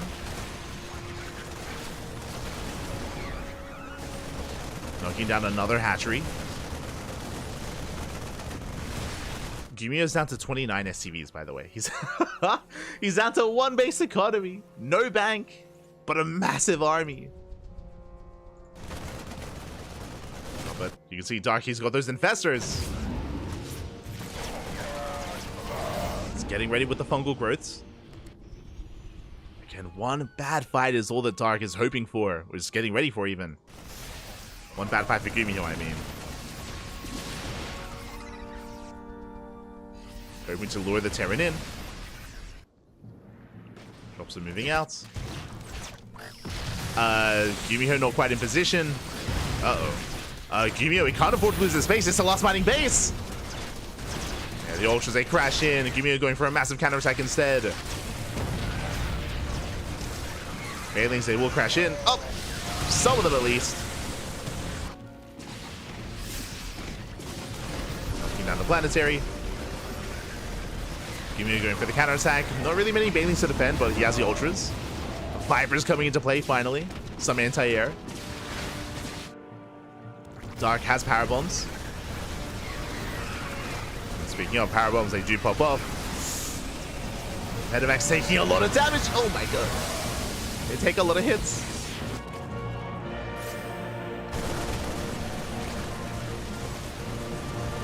Gumiho being very tenacious, getting another expansion. Bungles, though, they're coming in. GG gets called, and Gumiho, he has no economy, he has no sustain, he cannot keep up. And Dark will take the series 3-1, becoming this week's Korean StarCraft League champion. GG. Oh my god. GG, well played. Congratulations to Dark, as he will be our champion this week. A very interesting style out of Gumiho, this time embracing bio instead of mech, but as we saw, Gumiho, he just wasn't able to quite get the damage he was hoping for with his move out. If you remember, both armies were kind of like facing off against each other, both armies maxed out. We saw that Dark was trying to go for run-bys, and Gumiho was keeping up for a while, for a time, until Dark finally broke out. He was finally able to hit the top right-hand base, was able to get into mineral lines, and he was able to force Gumiho back. And again, Gumiho eventually got outscaled. Remember, Gumiho, he didn't really have the tech setup to go into ghost production, so once the Ultras hit the field, Gumiho, he was kind of caught with his pants down. His answer was Liberators, but even then, Liberators, they were harassing or even defending mineral lines more than anything. They weren't really incorporated into the main army. So Gumiho, he just got outscaled over time, and it was just torn apart, pulled left and right.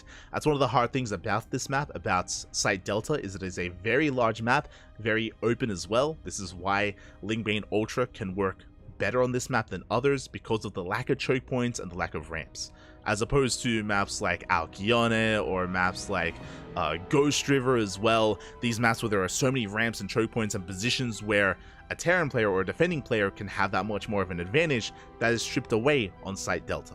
stripped away on maps like Side Delta, Golden Aura as well, a little bit. I say a little bit because the main base is still very secure on Golden Aura. But Side Delta is one of the more open maps in the map pool. Does allow for Lingbane Ultra to thrive. And with that, GG. GG, well played. In the end, Dark will take it. Congratulations and my condolences to Gumiho. He did play well for himself. I mean, again, even though this was a 3-1, we had some very entertaining games. A lot of entertaining games here with crazy proxies, with BCs, with mech. There aren't really many other Terran players quite like Gumiho, so I always do appreciate whenever we get to cast Gumiho because he is a much more of a unique player. Does lead to much more interesting games as a result.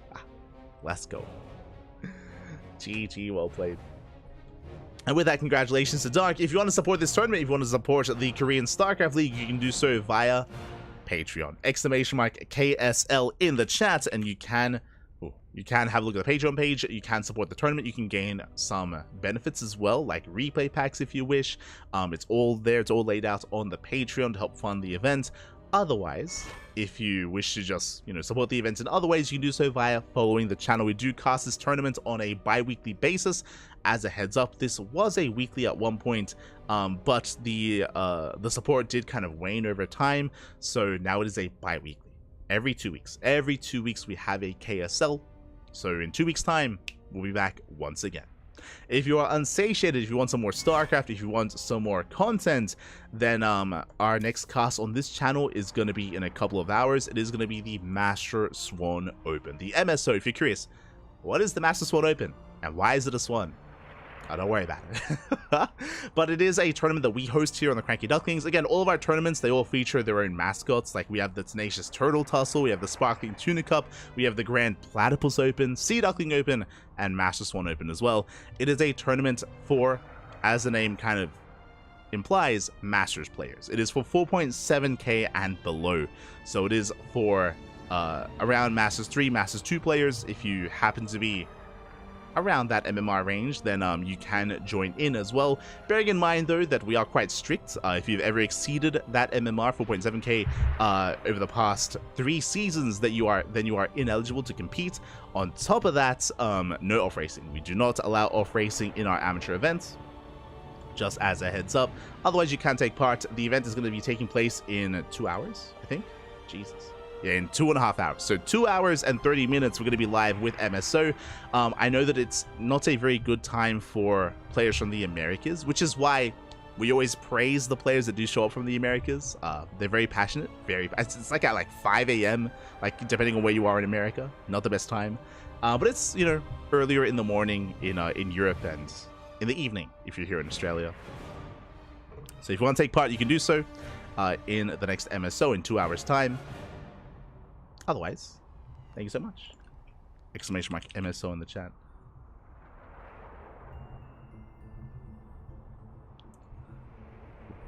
But yeah, with that, thank you so much. Thank you so much for watching. Thank you so much for the support.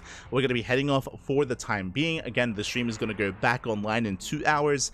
I won't be casting it. Bear that in mind as well. I'm going to be adminning. I do usually admin the tournament. I have to vet all the players and organize the bracket and everything. So I'm going to be working behind the scenes instead. Kuro usually casts our amateur events. Are you climbing the ladder?